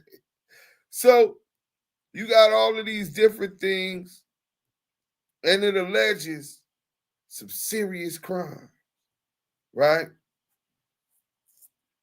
And we're going to get into this. We'll get into it tomorrow. We already been here an hour, and this is 50-something pages. But I wanted y'all to see it, see that we got it, know that we're going to be going through it tomorrow as soon as I get off work. Well, not as soon as I get off work. So it'll be the day after tomorrow, right? Because tomorrow we are doing the Al Prophet American Dope, right? Me and y'all, so y'all can catch us, the Kiwe Pop Star on American Dope, nigga. That shit sound like it's going platinum already, nigga. You know what I'm saying? The Kiwe Pop Star on American Dope. But the crazy shit is, we gonna read all of this and see, was he cooperating on these niggas he was getting money with, as well as he cooperating on Big U, right? So we'll break all of this down. I got this from the legal team. Shout out to Big U legal team. You know what I'm saying? They made sure they gave me this. But yeah, this is 50 pages. Damn. So yeah, it's already 9 o'clock over here, so we're not gonna be able to get into that. But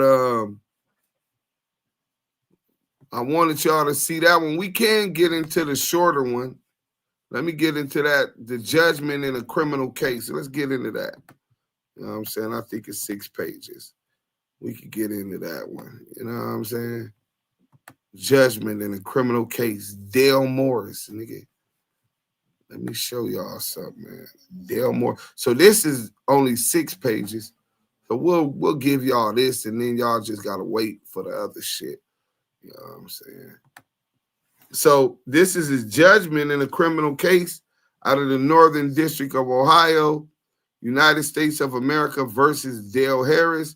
He pleaded guilty to count 1 of the indictment. The defendant is adjudicated guilty of these offenses. Title and section, nature of offense, 21-846, conspiracy to possess with intent to distribute cocaine, heroin, fentanyl, methamphetamines, PCP, and marijuana. That was May 10th, 2022. When the offense ended, the defendant is sentenced as provided in pages 2 through 7 of this judgment. The sentence is imposed pursuant to the Sentencing Reform Act of 1984. Counts 38, 40, and 41 are dismissed on the motion of the United States. So part of his plea agreement was to dismiss counts 38, 40, and 41. It is ordered that the defendant must notify the United States Attorney for this district within 30 days of any change of name, residence, or mailing address until all fines, restitution, costs, and special assessments imposed by this judgment are fully paid. If ordered to pay restitution, the defendant must notify the court and U.S. Attorney of material changes in economic circumstances. Date of imposition of judgment, August 17, 2023. Signature of Judge Pamela A. Barker. Name and title of Judge Pamela A. Barker, United States District Judge, August 17, 2023. Defendant Dale Morris, case number 122 CR 00234 PAB 19. The defendant is hereby sentenced to probation for a term of 3 years as to count one of the indictment. Then it goes into mandatory conditions of his probation. You pled guilty to distribution and of all of those drugs, and you got probation. Damn, hold on. I got to mute up. Hey, y'all, let them know where they at. This is the legal team right now. Hold on. Man, y'all getting the first hand right now in the Damu Kiwe Conversations. You got Deuce M. to Don getting that important phone call from the Big U legal team. Salute to Big U, salute to Papa LQ, and salute to TD and everybody, criticality acclaim, everybody in the Big U's family. We send our prayers and expedient release to Big U, man. Free the big dog, free free everybody that's innocent and incarcerated off of the snitch lie activities that people are doing. Oh yeah, he wanted to that was they want to see the live. You know what I'm saying? Hey, salute to the whole legal team. Man, salute. You know what I'm saying? Damu Kiwe. Let me send them the link. 4 a.m. is all about the prep. It's foundation. Salute. Hey, we got almost 400 people in the chat. You know what I'm saying? Can y'all please hit that like button? You know what I'm saying? And let's get to this. So, and I'll be back in the chat after we finish this reading. And then we gonna chill, man. I got a video I want y'all to watch anyway. So they give him his standard conditions of probation, U.S. Probation Office use only, special conditions, mandatory drug testing. You must refrain from any unlawful use of a controlled substance and submit to one drug test within 15 days of release from imprisonment and to at least 2 periodic drug tests thereafter as determined by the court. He must disclose his financial situations, no new debt or credit. Financial windfall condition, you must enter a dope program and work towards obtaining a GED, and he must allow them search and seizure of, he shall submit to the search and seizure of his person, property, house, residence, vehicle, papers, computers, other electronic communications or data storage devices or media or office to a search conducted by the U.S. probation officer. Failure to submit to a search may be grounds for revocation of release. The defendant shall warn any other occupants that the premises may be the premises may be subject to searches pursuant to this condition.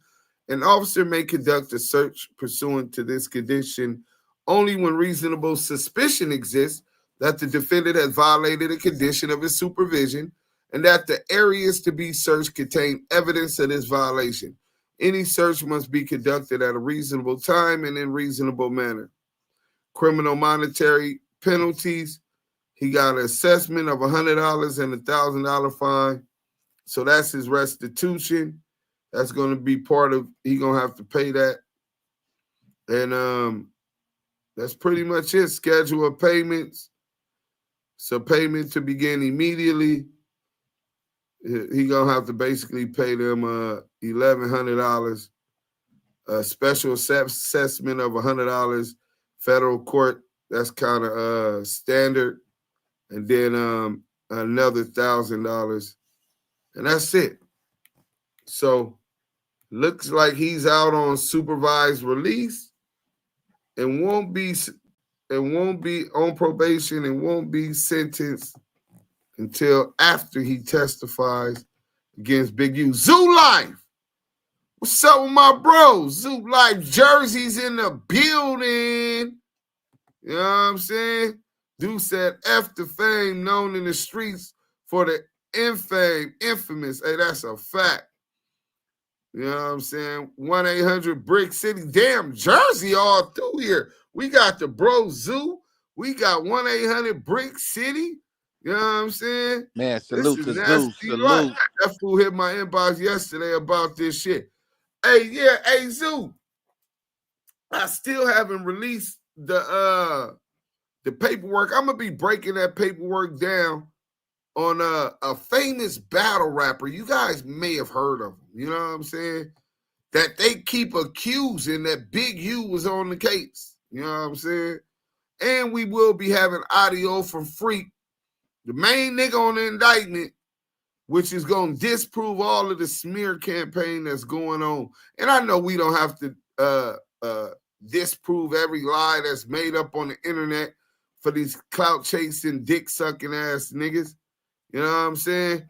But while them niggas is talking shit and hating on us, I was inspired by Big U, man. And because of that, I want to show y'all a video. We're going to change the scene because sometimes it's so much hate, it's so much fuckery, right? That sometimes we forget what this is all about. But when I think about Big U, it makes me remember father figure, leader, community activist. They want us to forget.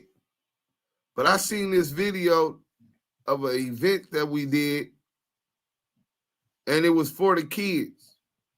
I did this event. Shout out to the homie Big Messy Mar, right? Shout out to the homie Gaga, right? And I did this event because I was inspired by Big U, right? We ran this through my nonprofit organization. We did this in Vegas. So we finna get into this real quick. It ain't that long, man. Hit that like. Y'all don't forget what it's about. It's about getting your bag, economic independence. It's about building your community so you can leave it in a better position than it was when you found it. And it's about laughing at the haters and sellouts who stand on nothing. Because if you stand for nothing, you'll fall for anything. Let's get into this, man. I know it's poorly edited video. That's all right. It ain't up to our regular standards, but it's definitely AC. That's Active Chuck's. Active Chuck Charitable Org presents Back to School Supply Drive. We're in Las Vegas, Nevada. Pearson Community Center. As you can see, we got backpacks, we got pens, pencils, glue, compasses, crayons.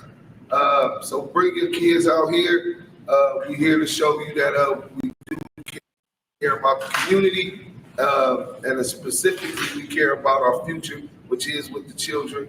So we partnered up today with Val TV Network. Shout them out for partnering up with us with this event, so we can send that exact same message. Get your kids out here, stay in school. Get your kids out here, man, and we out here from 8 to 1. So we already out here. Pull up. Active Chuck Charitable Org. Do Sims.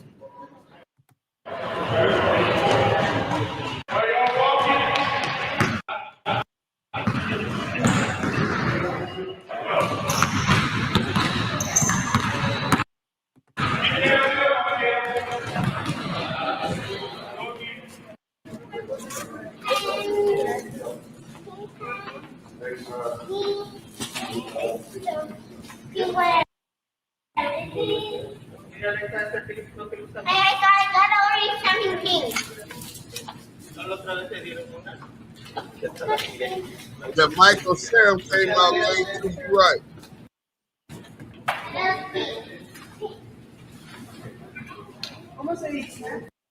Thank you.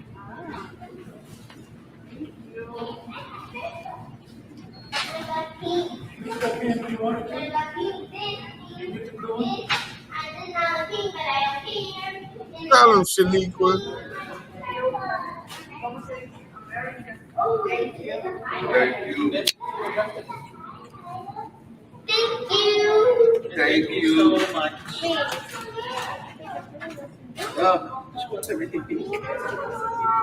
Thank you. Those are the light up rulers. Oh, I want a private. Those didn't have black. I have rulers. Nina, they're actually glow. These. What's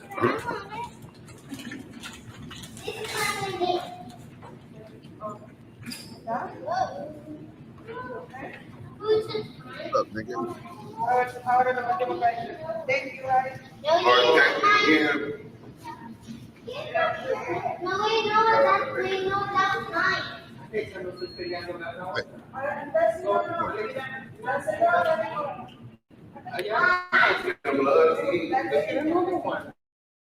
No. I'm already. Did I know more? Oh, my. Oh,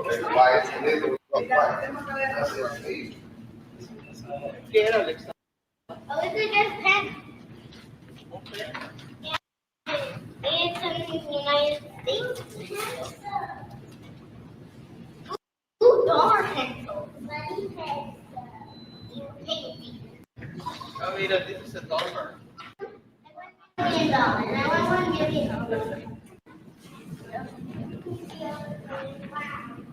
Now let's see in our teeth. There's an E.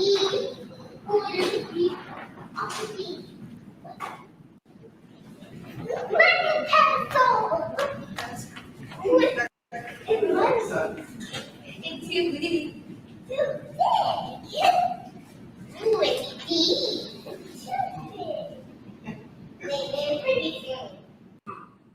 Like this? I don't know what it is. Yeah, he didn't bring up Darren Dupree yesterday. Yeah. Why you have more stuff? Oh, you dropped the video, Kim Fields? Then why it ain't viral? Sound like some bullshit. Right. So you give it this? Ooh, really?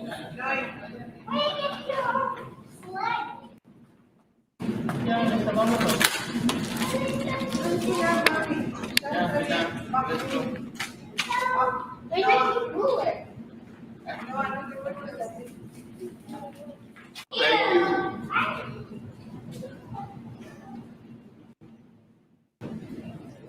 I don't got nothing. I would just put a couple of little bacon strip with this man and that's here.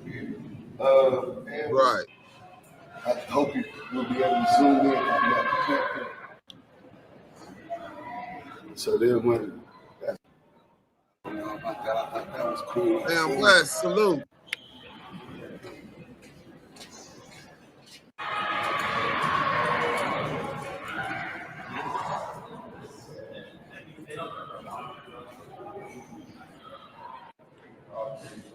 Mr. Soul said, I seen Dayon at a Marathon Burger when it was a pop-up shop. He was with his homie actively trying to knock bitches. Billy Butter, aka Billy Badass Butter. What's up with a salute?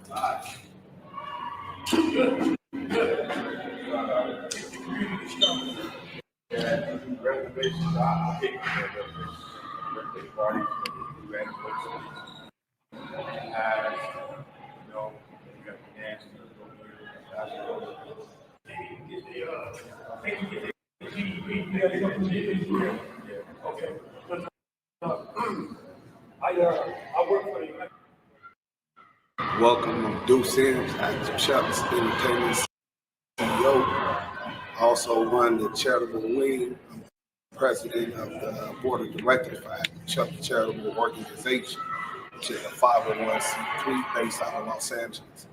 But we're heavy in inner city communities in Las Vegas.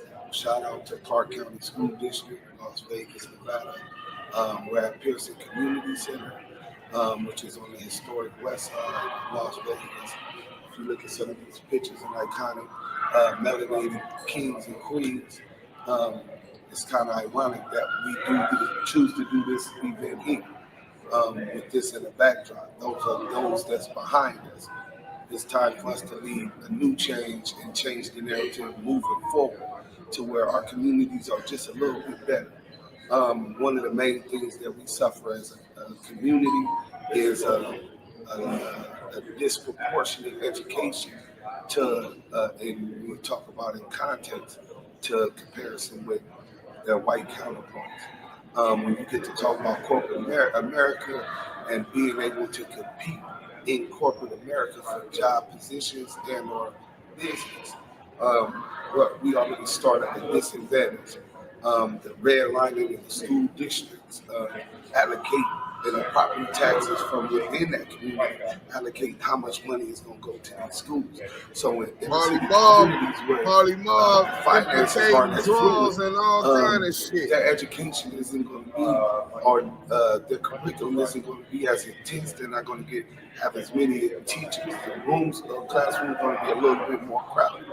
But Active Chuck's Entertainment decided that it behooved us to partner with Val TV Network, Cox, and Fox. And this will be showed on the CW Network, Channel 33 in Las Vegas, to let the community know that Active Chuck's and all of his partners on this event do care about the inner city community, the struggles that we face, and we're here to participate in changing that narrative. It starts with just a little. I'm no millionaire. I'm gonna be close to it real soon. So y'all just keep watching. But it's just everybody just do that little more. Let these kids know that, you know, it's reward based. Hey, listen, we want to make it easier for you to get this education as basic or even at that though it's at a disadvantage into your white counterparts. It's important that you do stay in school, that you do get these tools, because you're going to need them to compete in corporate America. Besides that, once again, shout out to Pearson Community Center for allowing us to do this. And for us to lead the charge moving forward, Active Chuck's ACAC. Yeah.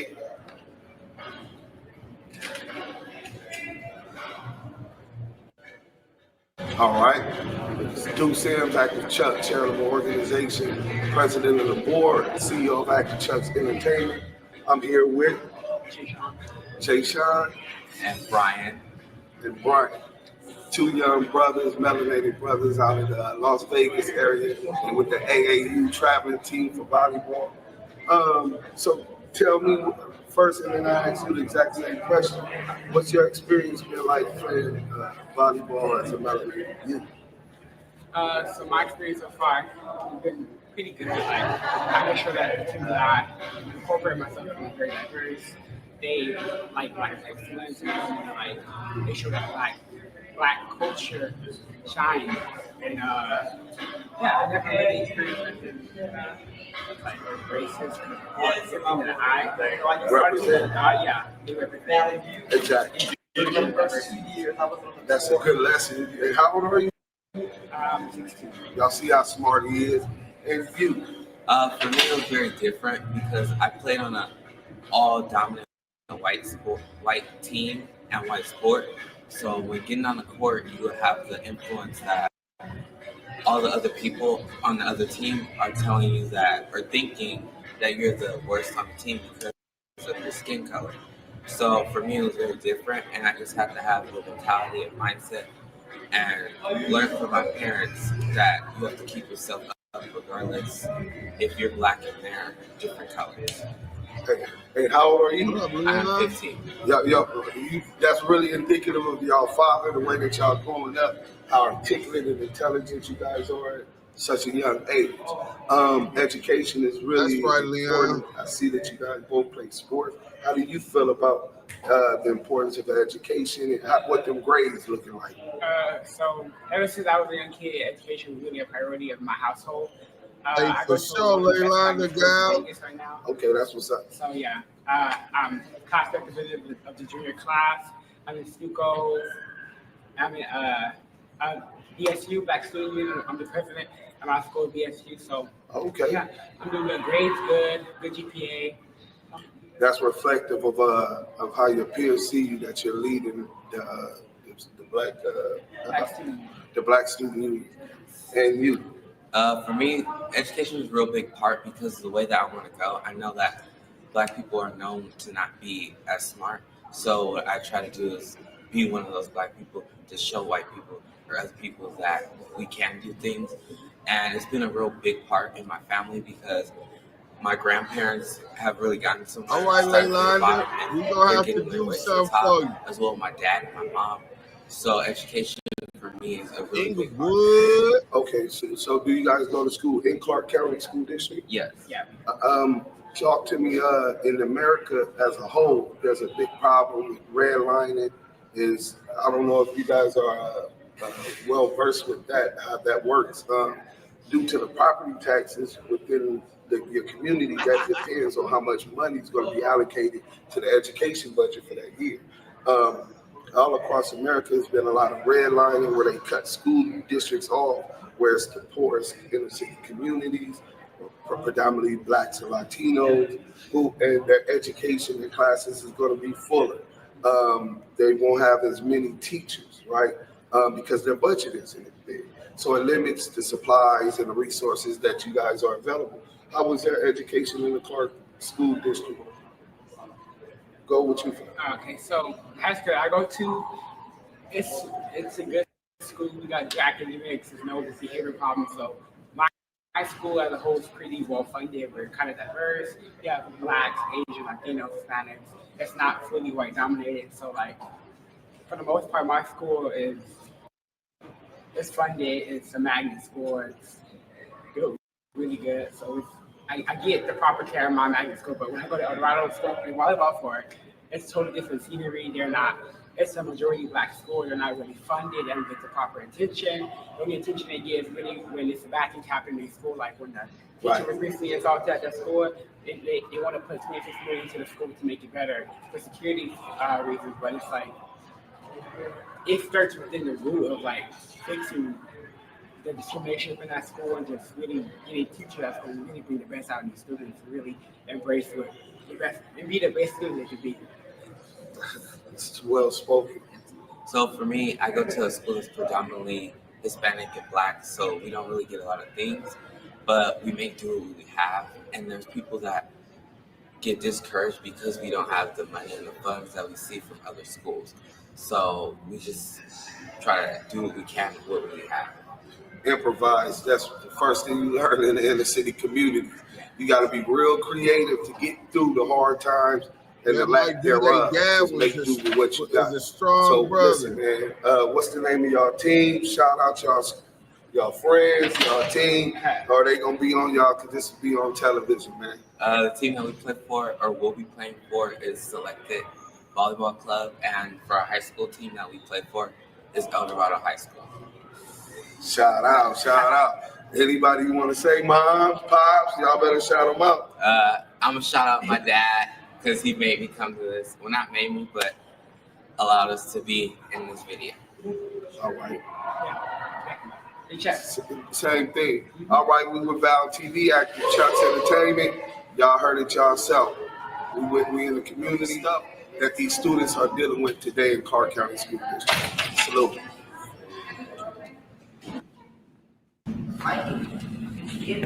School supplies.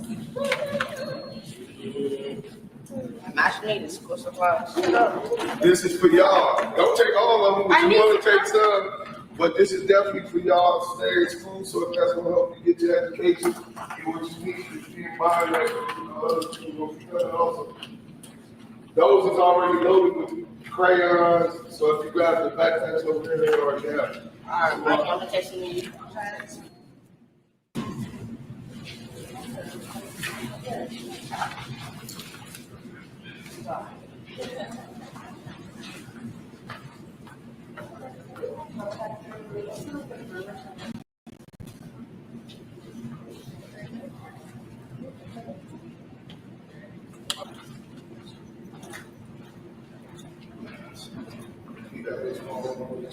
That's your phone. Mine. T-Top, what up? T-Top, don't leak. I can't believe mine was charged up and loaded already. Backpacks all the way back. Tell your friends, we here till 1 o'clock, so your cousins, your brothers, go to Clark County School District, and they still haven't got backpacks and stuff. Tell them to come up here, man. All right, thank you. Hey, no, thank you, man. Stay in school. We support education, especially in our community. Hello. They go to school. Y'all hear Big U? The one that was double. They want to. I heard him yelling down the hallway. These are the ones for the big children? Yeah, those are loaded with other supplies.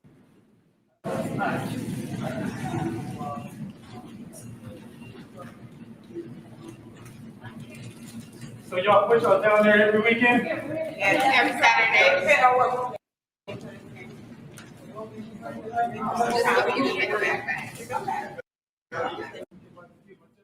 Yeah, right. I need birthday. Thank you. Big message. He's really coming in. He gets wrapped around. See, I'm only 35, so I can't even. He said he only 25, right? Don't do me like that, all right? Don't do that thing. Be nice. Be nice.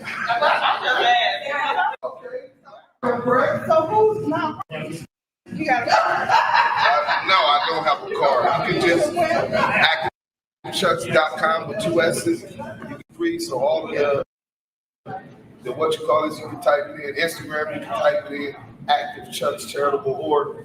Donate or whatever. Active Chucks. Right. With an S. 2 S's. Like this. Look on the back of the shirt. Well, moved out there. For the real estate game.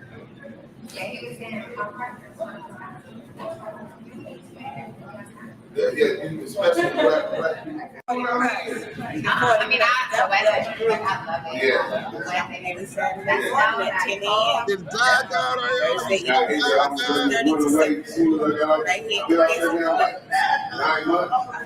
I was standing out here in Henderson, and I moved. Once my lease in, I don't want my house. Oh, you still pay?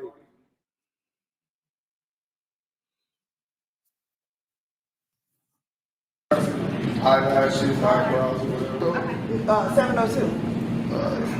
Where bullshit ass guy got at? He definitely pulled up. But I'm looking for you connect with them. I need to let's connect with you. The ladies and let's went crazy. Oh, so that's what it is. That's what it is. Hello? All right. This is Regina. This is Phyllis. Okay. Hey, I need you to do me a favor. There's a backpack giveaway going on down here at the Pearson Center. Can you announce it for me?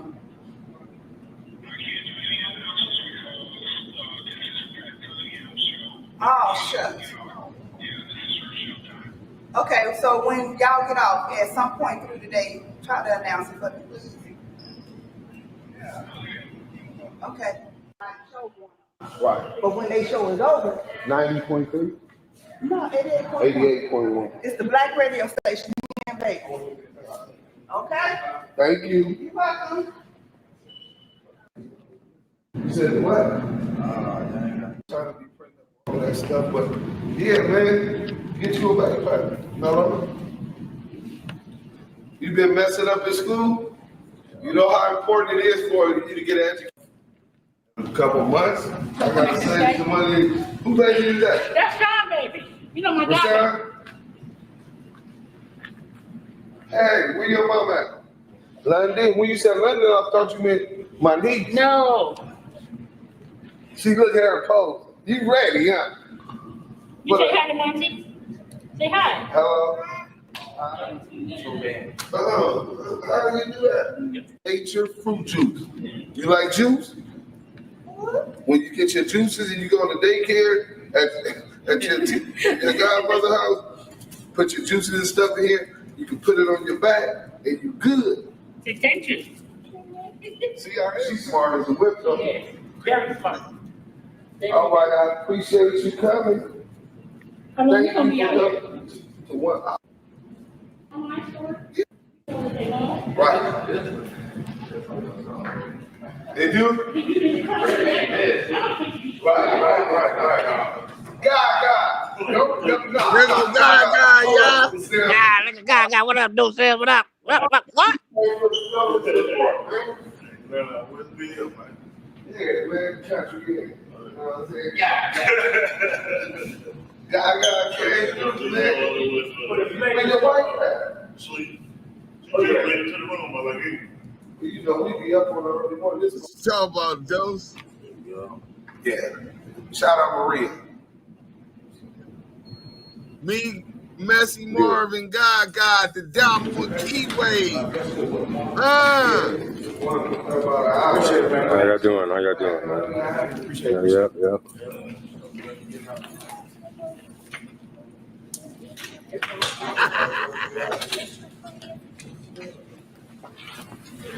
Leon, you really got a thing for old Debbie, You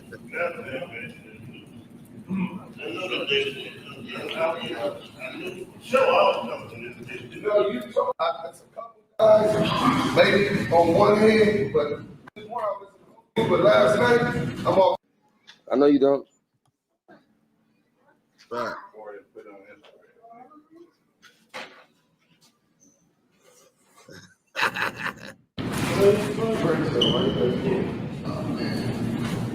Look at Bessie Moore. Active. His old ass is active. What's the name of your foundation? Active Charitable Award. Okay. New Champ Foundation. I'm here with Marcellus Brown, and I am so impressed. Tonight was just... So this was at the Zapata. Who was that fighting? It was Zapata versus Newman. Newman versus Zapata fight. That's Marcellus Brown, who ended up turning into one of my business partners, CEO of New Champ Boxing. This fight was at the Westgate Hotel in Vegas. He put that on. It was about 7 fights that night. Mayweather, you had the money team sent out, I think, 4 or 5 fighters to fight against the New Champ boxers. And yeah, when I'm in LA, when I'm in Vegas, yeah, it's a whole lot different. I'm a different nigga. Let's go. Just wonderful, a great crowd here at the Westgate here in Las Vegas, Nevada, and thank you for bringing it out here. Yes, you are. Look, thank you again. Hey, I want to be there. I want to do it again. Oh, Praise Jesus. Let me tell y'all who Marcellus is. So Marcellus is 7 foot tall. Marcellus Brown was the former heavyweight boxing champion of the world at 7 feet tall. And his son is NBA superstar Jaylen Brown. So just if y'all didn't know who that was, that's who that is. Let's go. Thank you so much. Thank you. All right. I'm Valerie Thomas here at the Westgate.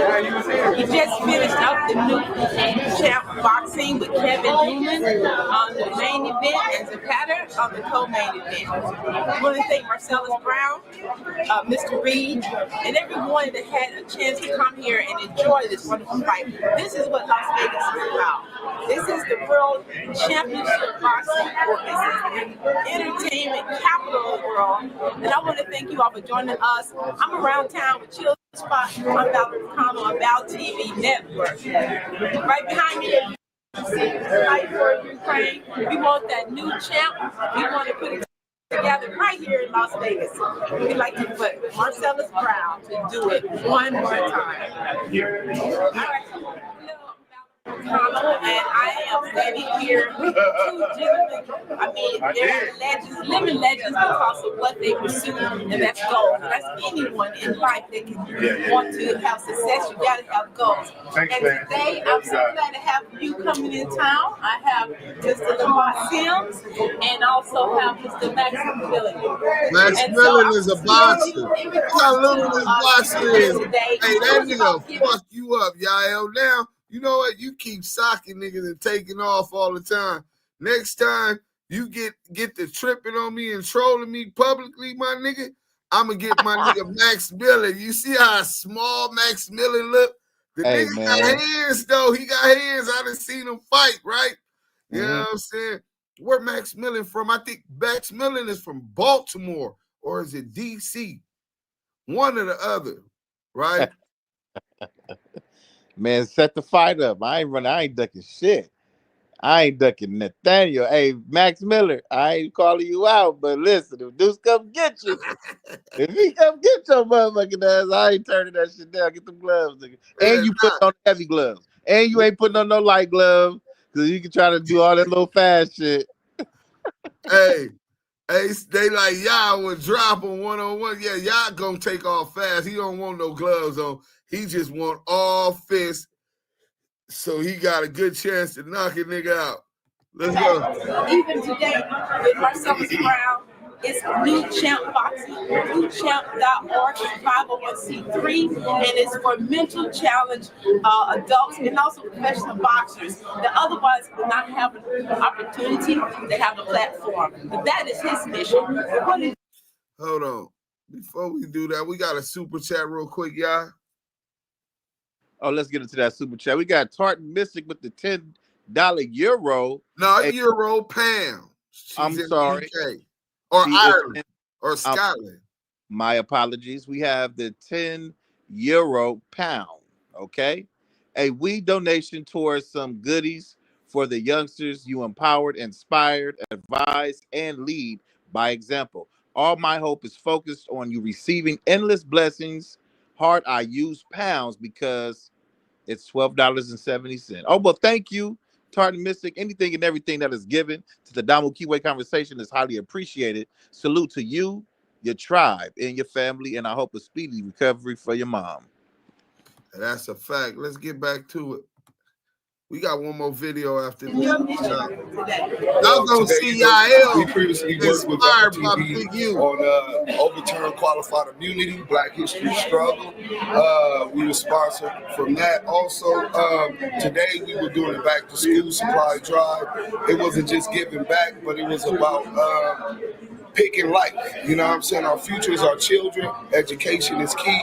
We want to make sure that they know that we support them continuing the education for whatever they decide they want to do in the future. Absolutely, and that is something that we want to let you know with that Val TV network. We want to get every little girl, every little boy, a little mic set so they can go out and they can interview. You know, so Val TV network, that's what we like to do. We like to have the sponsors go because they want to be a part of giving back to the youth so that they can have an education opportunity.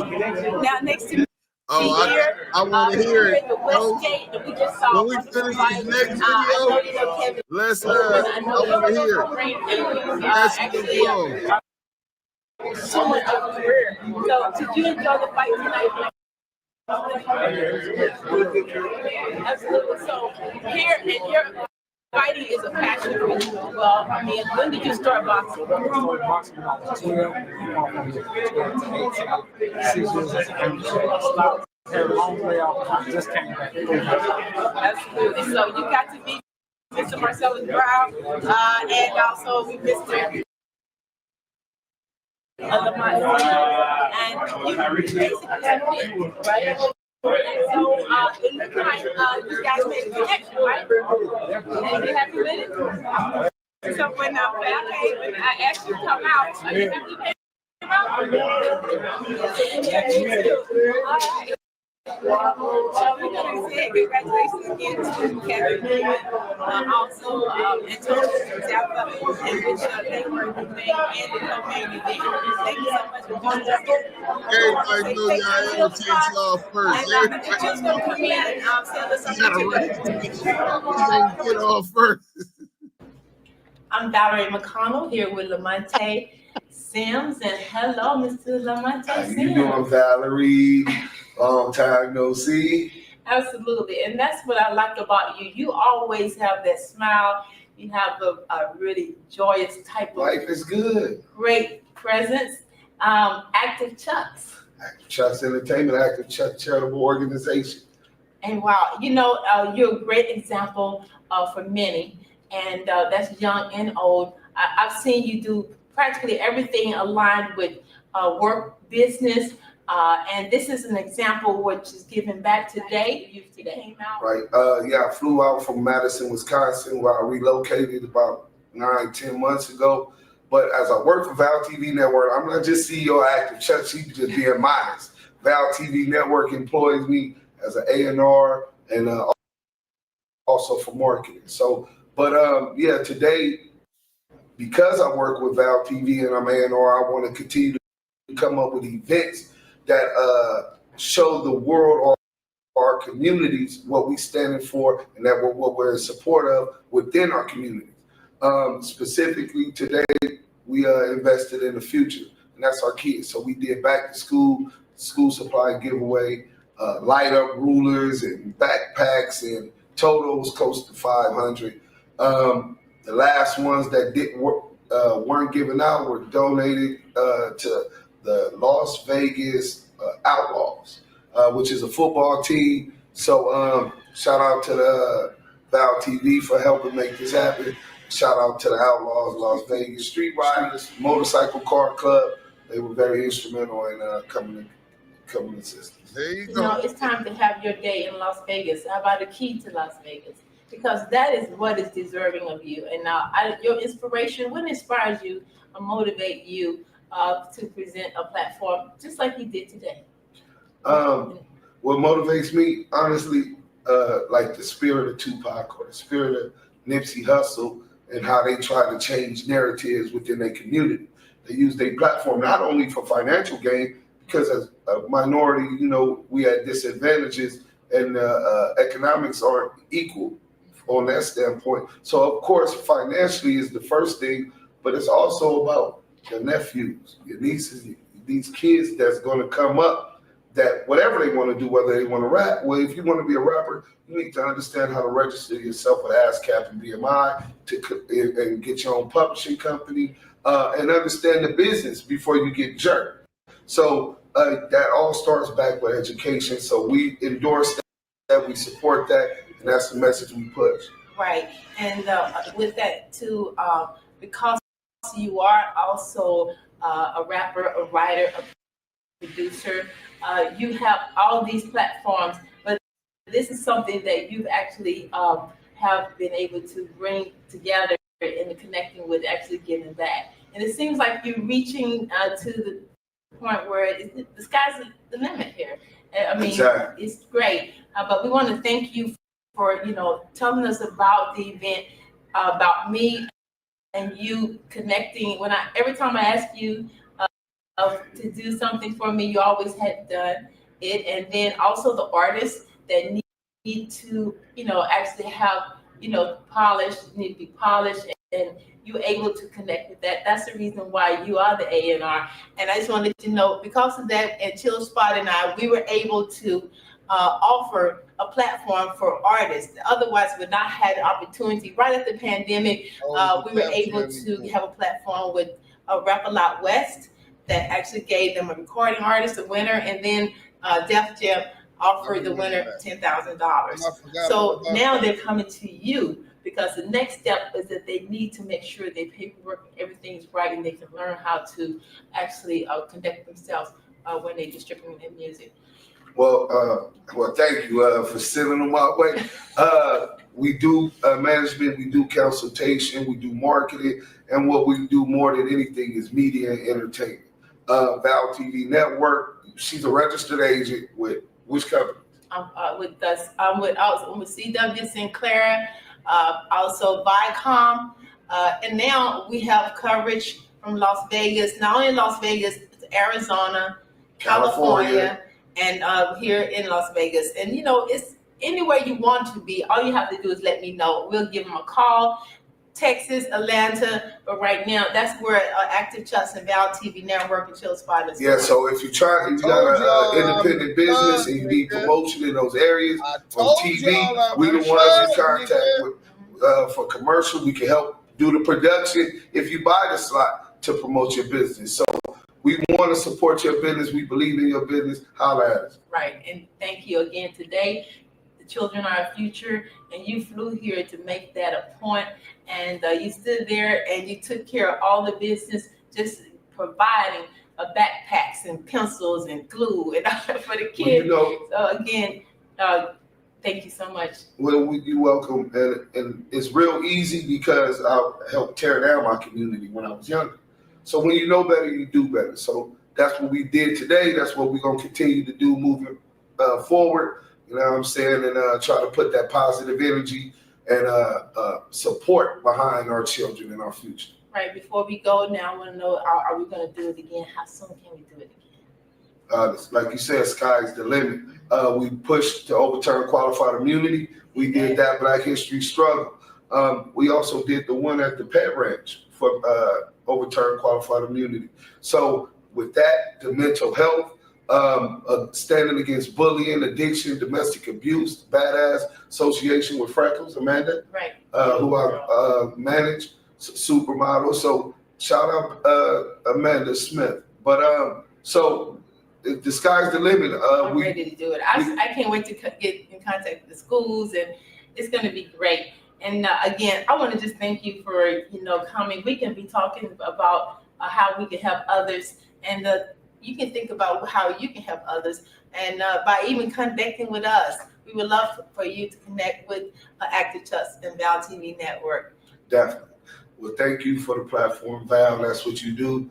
And thank all of the other sponsors that worked with us on this project to make this happen for these students. Absolutely. Thank you again. Back to school supply. You know what I'm saying? Man, salute, bro. Salute. Dealing with them kids, giving back to the kids, and trying to elevate and restructure the mindset of the communities, brother. Well, I don't act like I'm the only one that do it. Like, you ain't been inspired by what we do. Me, Big U. You know what I'm saying? Oh, most definitely. Yeah, nah, you just trying to act all nonchalant like you shy or something. Nah, nigga, matter of fact, we finna show something right now. Since you want to play, I got something. I'm putting them on blast. Yael. You know what I'm saying? This is only 7 minutes, man. I hope y'all enjoy this. We'll be getting up out of here after that. It ain't just me. It's our community. Inspired by people and brothers like Big U. You know what I'm saying? I don't know. This is Damu Kiwe Conversation, Sports Edition. Man, Draymond, tell us how it feels, man, being out with the kids today, man, and what is the feeling that you're getting right now, giving back to the community? It's always great to come back. You know, I come from small town Saginaw, Michigan, so that's why I think it's great that Dayon is doing this, because 100%. Just a few years ago, these kids watch them walk up and down these hallways. Right. Watch them run up and down this field. Right. And I think at times for us, in the situations that we grow up in, to then be playing for the Los Angeles Chargers, that's not a realistic It's a blessing, man. A lot of kids, it's like a lottery. You know what I'm saying? Even making it to the NBA, excuse me, little man. But it's a lottery. It's way more concentrated than the lottery that people go and buy a lottery ticket to, because the work that you got to put in order to hit that lottery. Dayon put that work in, and I think it's great for him to be back here, giving to the community and showing these kids that, yo, I am you. Right. And it's possible for you to be in the same 100%. position. So what would you give any kind of motivational advice, insight to make sure that these kids are on the right path? What encouraging words would you give them to make sure they're directed down that path? I think number one is to understand how hard it is. The work that has to be put in. But even more important than that, how important the skill side of it is. None of us get to the NBA, the NFL if you don't have grades. 100%. And so I think the discipline that you put in the classroom will be the discipline that transfers over to the field, which is the discipline that transfers over to home, your chores, how you deal with your parents. All of those things make a difference in whether you're going to make it or not. Man, that's very high encouraging words from you, man. Look at this. What is Draymond? What are you listening to, man, in the locker room? What kind of music? Being from Detroit, because I mess with Detroit. Baby Money, shout out Baby Money, Ice Wear Visa, the whole Detroit. What is Draymond listening to being from Detroit? Well, I'm from Saginaw. Okay. I'm from Saginaw, but you know when I'm preparing for a game, I don't really listen to rap music. I'm already on the edge. Rap music. Yeah, we know you on the edge. He admitted he be on the edge, but he's a controlled edge, man. Sometimes we in our modes, but guess what? He's a grown man. He knows how to do and conduct himself in a professional way, man. We salute that. Yes, appreciate you being out here with the kids.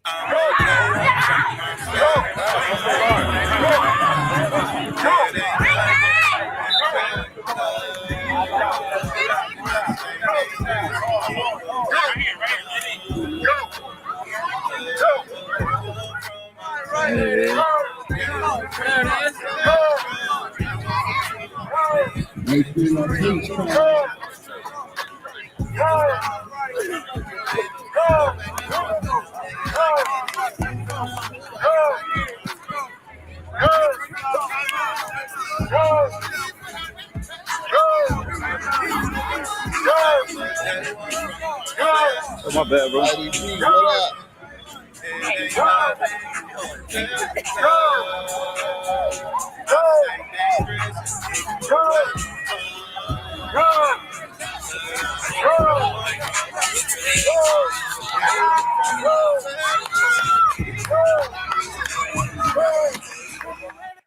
Damu Kiwe Conversations, man. We out here, special edition, sports edition, man. We out here with the one and only who? Dayon Henley. Man, listen. Chargers' very own. Listen, guys. Dayon, tell us. Today was a very successful day out here with the kids in the Crenshaw Cougar organization. How did it feel coming back to the community and giving back to these kids and giving them inspiration and hope? I mean, the best part about saying coming back to the community is like I never left. Right. And I feel like I never actually left the community. I've been a part of it since growing up. And I mean, just at this big grown age, I feel like I'm still a part of it. And I think that was the best part about this camp. It was the home feeling with my hometown and just being surrounded by people that I love. Man, wisely and nicely said. So seeing that you've seen so many kids out here, your reflection of yourself and any of these kids out here today? Oh, for sure. I mean, at all ages, I could see where I was every step of the way. And that was the best part about being. It's like just a whole bunch of nostalgia hitting me, being on the field that I grew up on, seeing the kids that I would have been competing with at that age. Right. You know, just telling myself, I would have had you when I was younger. Like that feeling, you can't escape it. It's amazing. And I mean, it ultimately makes me want to feel like one day I can see myself being the coach, you know, starting at a young age and then building up to the, you know, the adults or whoever it may be. But I do want to give back to the youth in that way. Giving back to I was a coach myself. I coached for the Compton Seahawks. Come on, man. We won my first year ever coaching. We won the championship. Matter of fact, we went back to back. That's dope. So I totally understand coming out here and it's like, it's pro bono, it's free. Giving your free knowledge and wisdom and game to these youngsters and skill set, because a lot of them don't have mentors. And you being able to do that and seeing yourself doing that, man, that is a beautiful thing, man. Being that you're playing for the Chargers now, just a past your rookie season, you've got your experience. How has that experience been? And what did you learn and what can you take to give back to the community, giving that advice for college kids transitioning to the NFL? I would definitely say my biggest advice is, you know, enjoy the business, understand that it is a business, and this is your job. Once you make that transition, this is your job. Like, not only are you doing the sport that you love, you working and you making money from it. So in the midst of all that, make sure you enjoy it, bro. Like you kind of get lost in that, what I just said, the business, you get lost in it. But you can't forget that you've been playing this since you was a little kid. Wow. You want to enjoy it. You want to have fun. Remember that it is a job, but you are having fun while doing a job that you work to get to. Man, we appreciate you, Mr. Henley, coming out, supporting, giving back to the community. What another successful day for the organization. Come on, man. And it's a blessing seeing you out here, young man. Congratulations to you and your success. And I pray that any and every endeavor that you have, you succeed in that, brother. Thank you.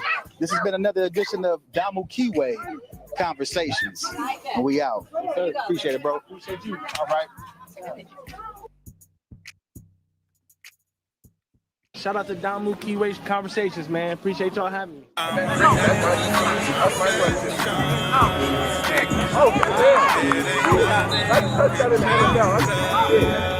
that boy got the towel. He got the drip with it. He got the drip and the hoodie. Oh, that's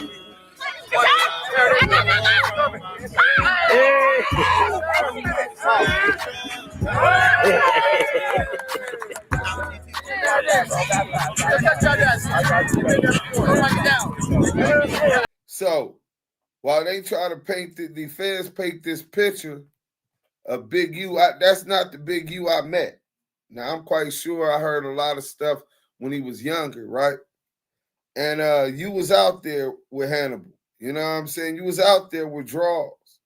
You was out there to see the reaction that those children had over this man, right? Right. I want you to speak to that, man. And we're going to get up out of here. You can take us out after that. But I want you to have the final say and really, really let them understand what the federal government is doing when they're trying to take this man away from that community. You know, Deuce, it's exactly what you said, man. They set out to just go out and put these narratives out. They create narratives. And to put on melanated brothers and sisters that's trying to rehabilitate, redirect, and restructure the minds of the youth, because it's been a interior teardown. And they've been tearing it down. And even those I've helped, who've changed their lives, are going back into the communities to try. But seeing that Big U was out there that day, he made sure everything was right for me to get into the gate. I even brought my nephews out there to enjoy the camp and the players. They were excited. And seeing Big U move around with the people, with all different walks of life, and different people from their communities, Damus and Kiwes and others alike. You didn't get no sense of threat. You didn't get no sense of extortion. You didn't get no sense of murder. You didn't get no sense that you couldn't walk up to that man and have a peaceful conversation with him. But you got the total opposite.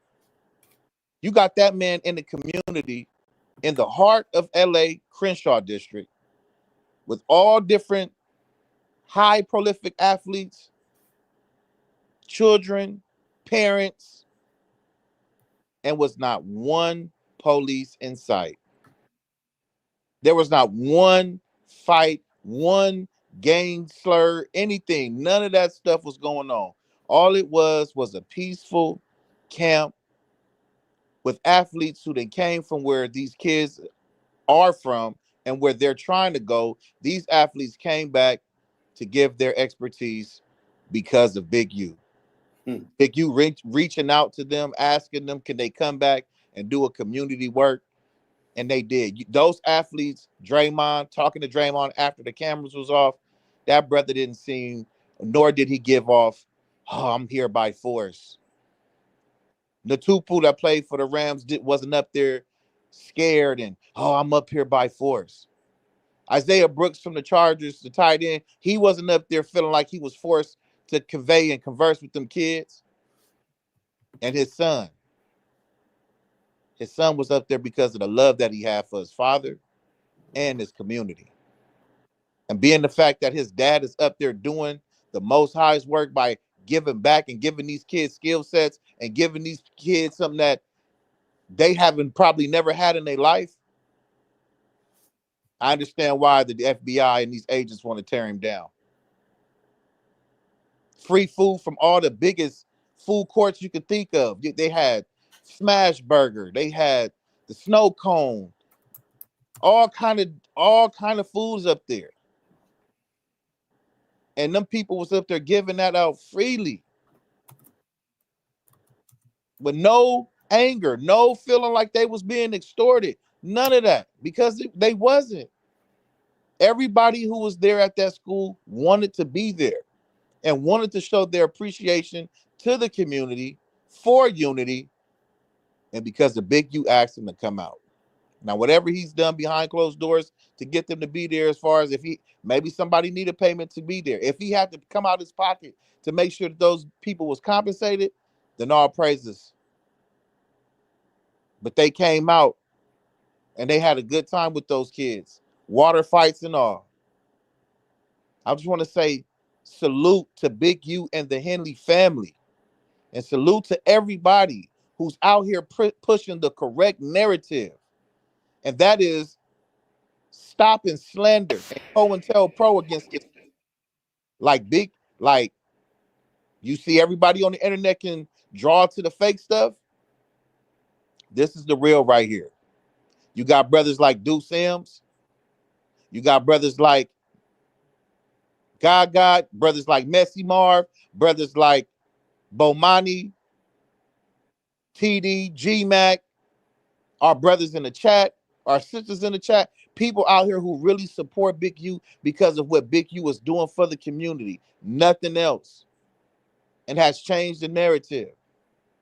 So if y'all feeling that and y'all understand that, make sure you tell a friend to tap in to this content, and let's share the right narratives.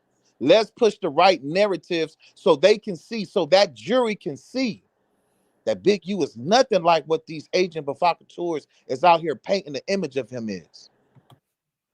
I want to say thank to everybody. Thank you for everybody who donated to the Damu Kiwe Conversations chat, who's in the chat.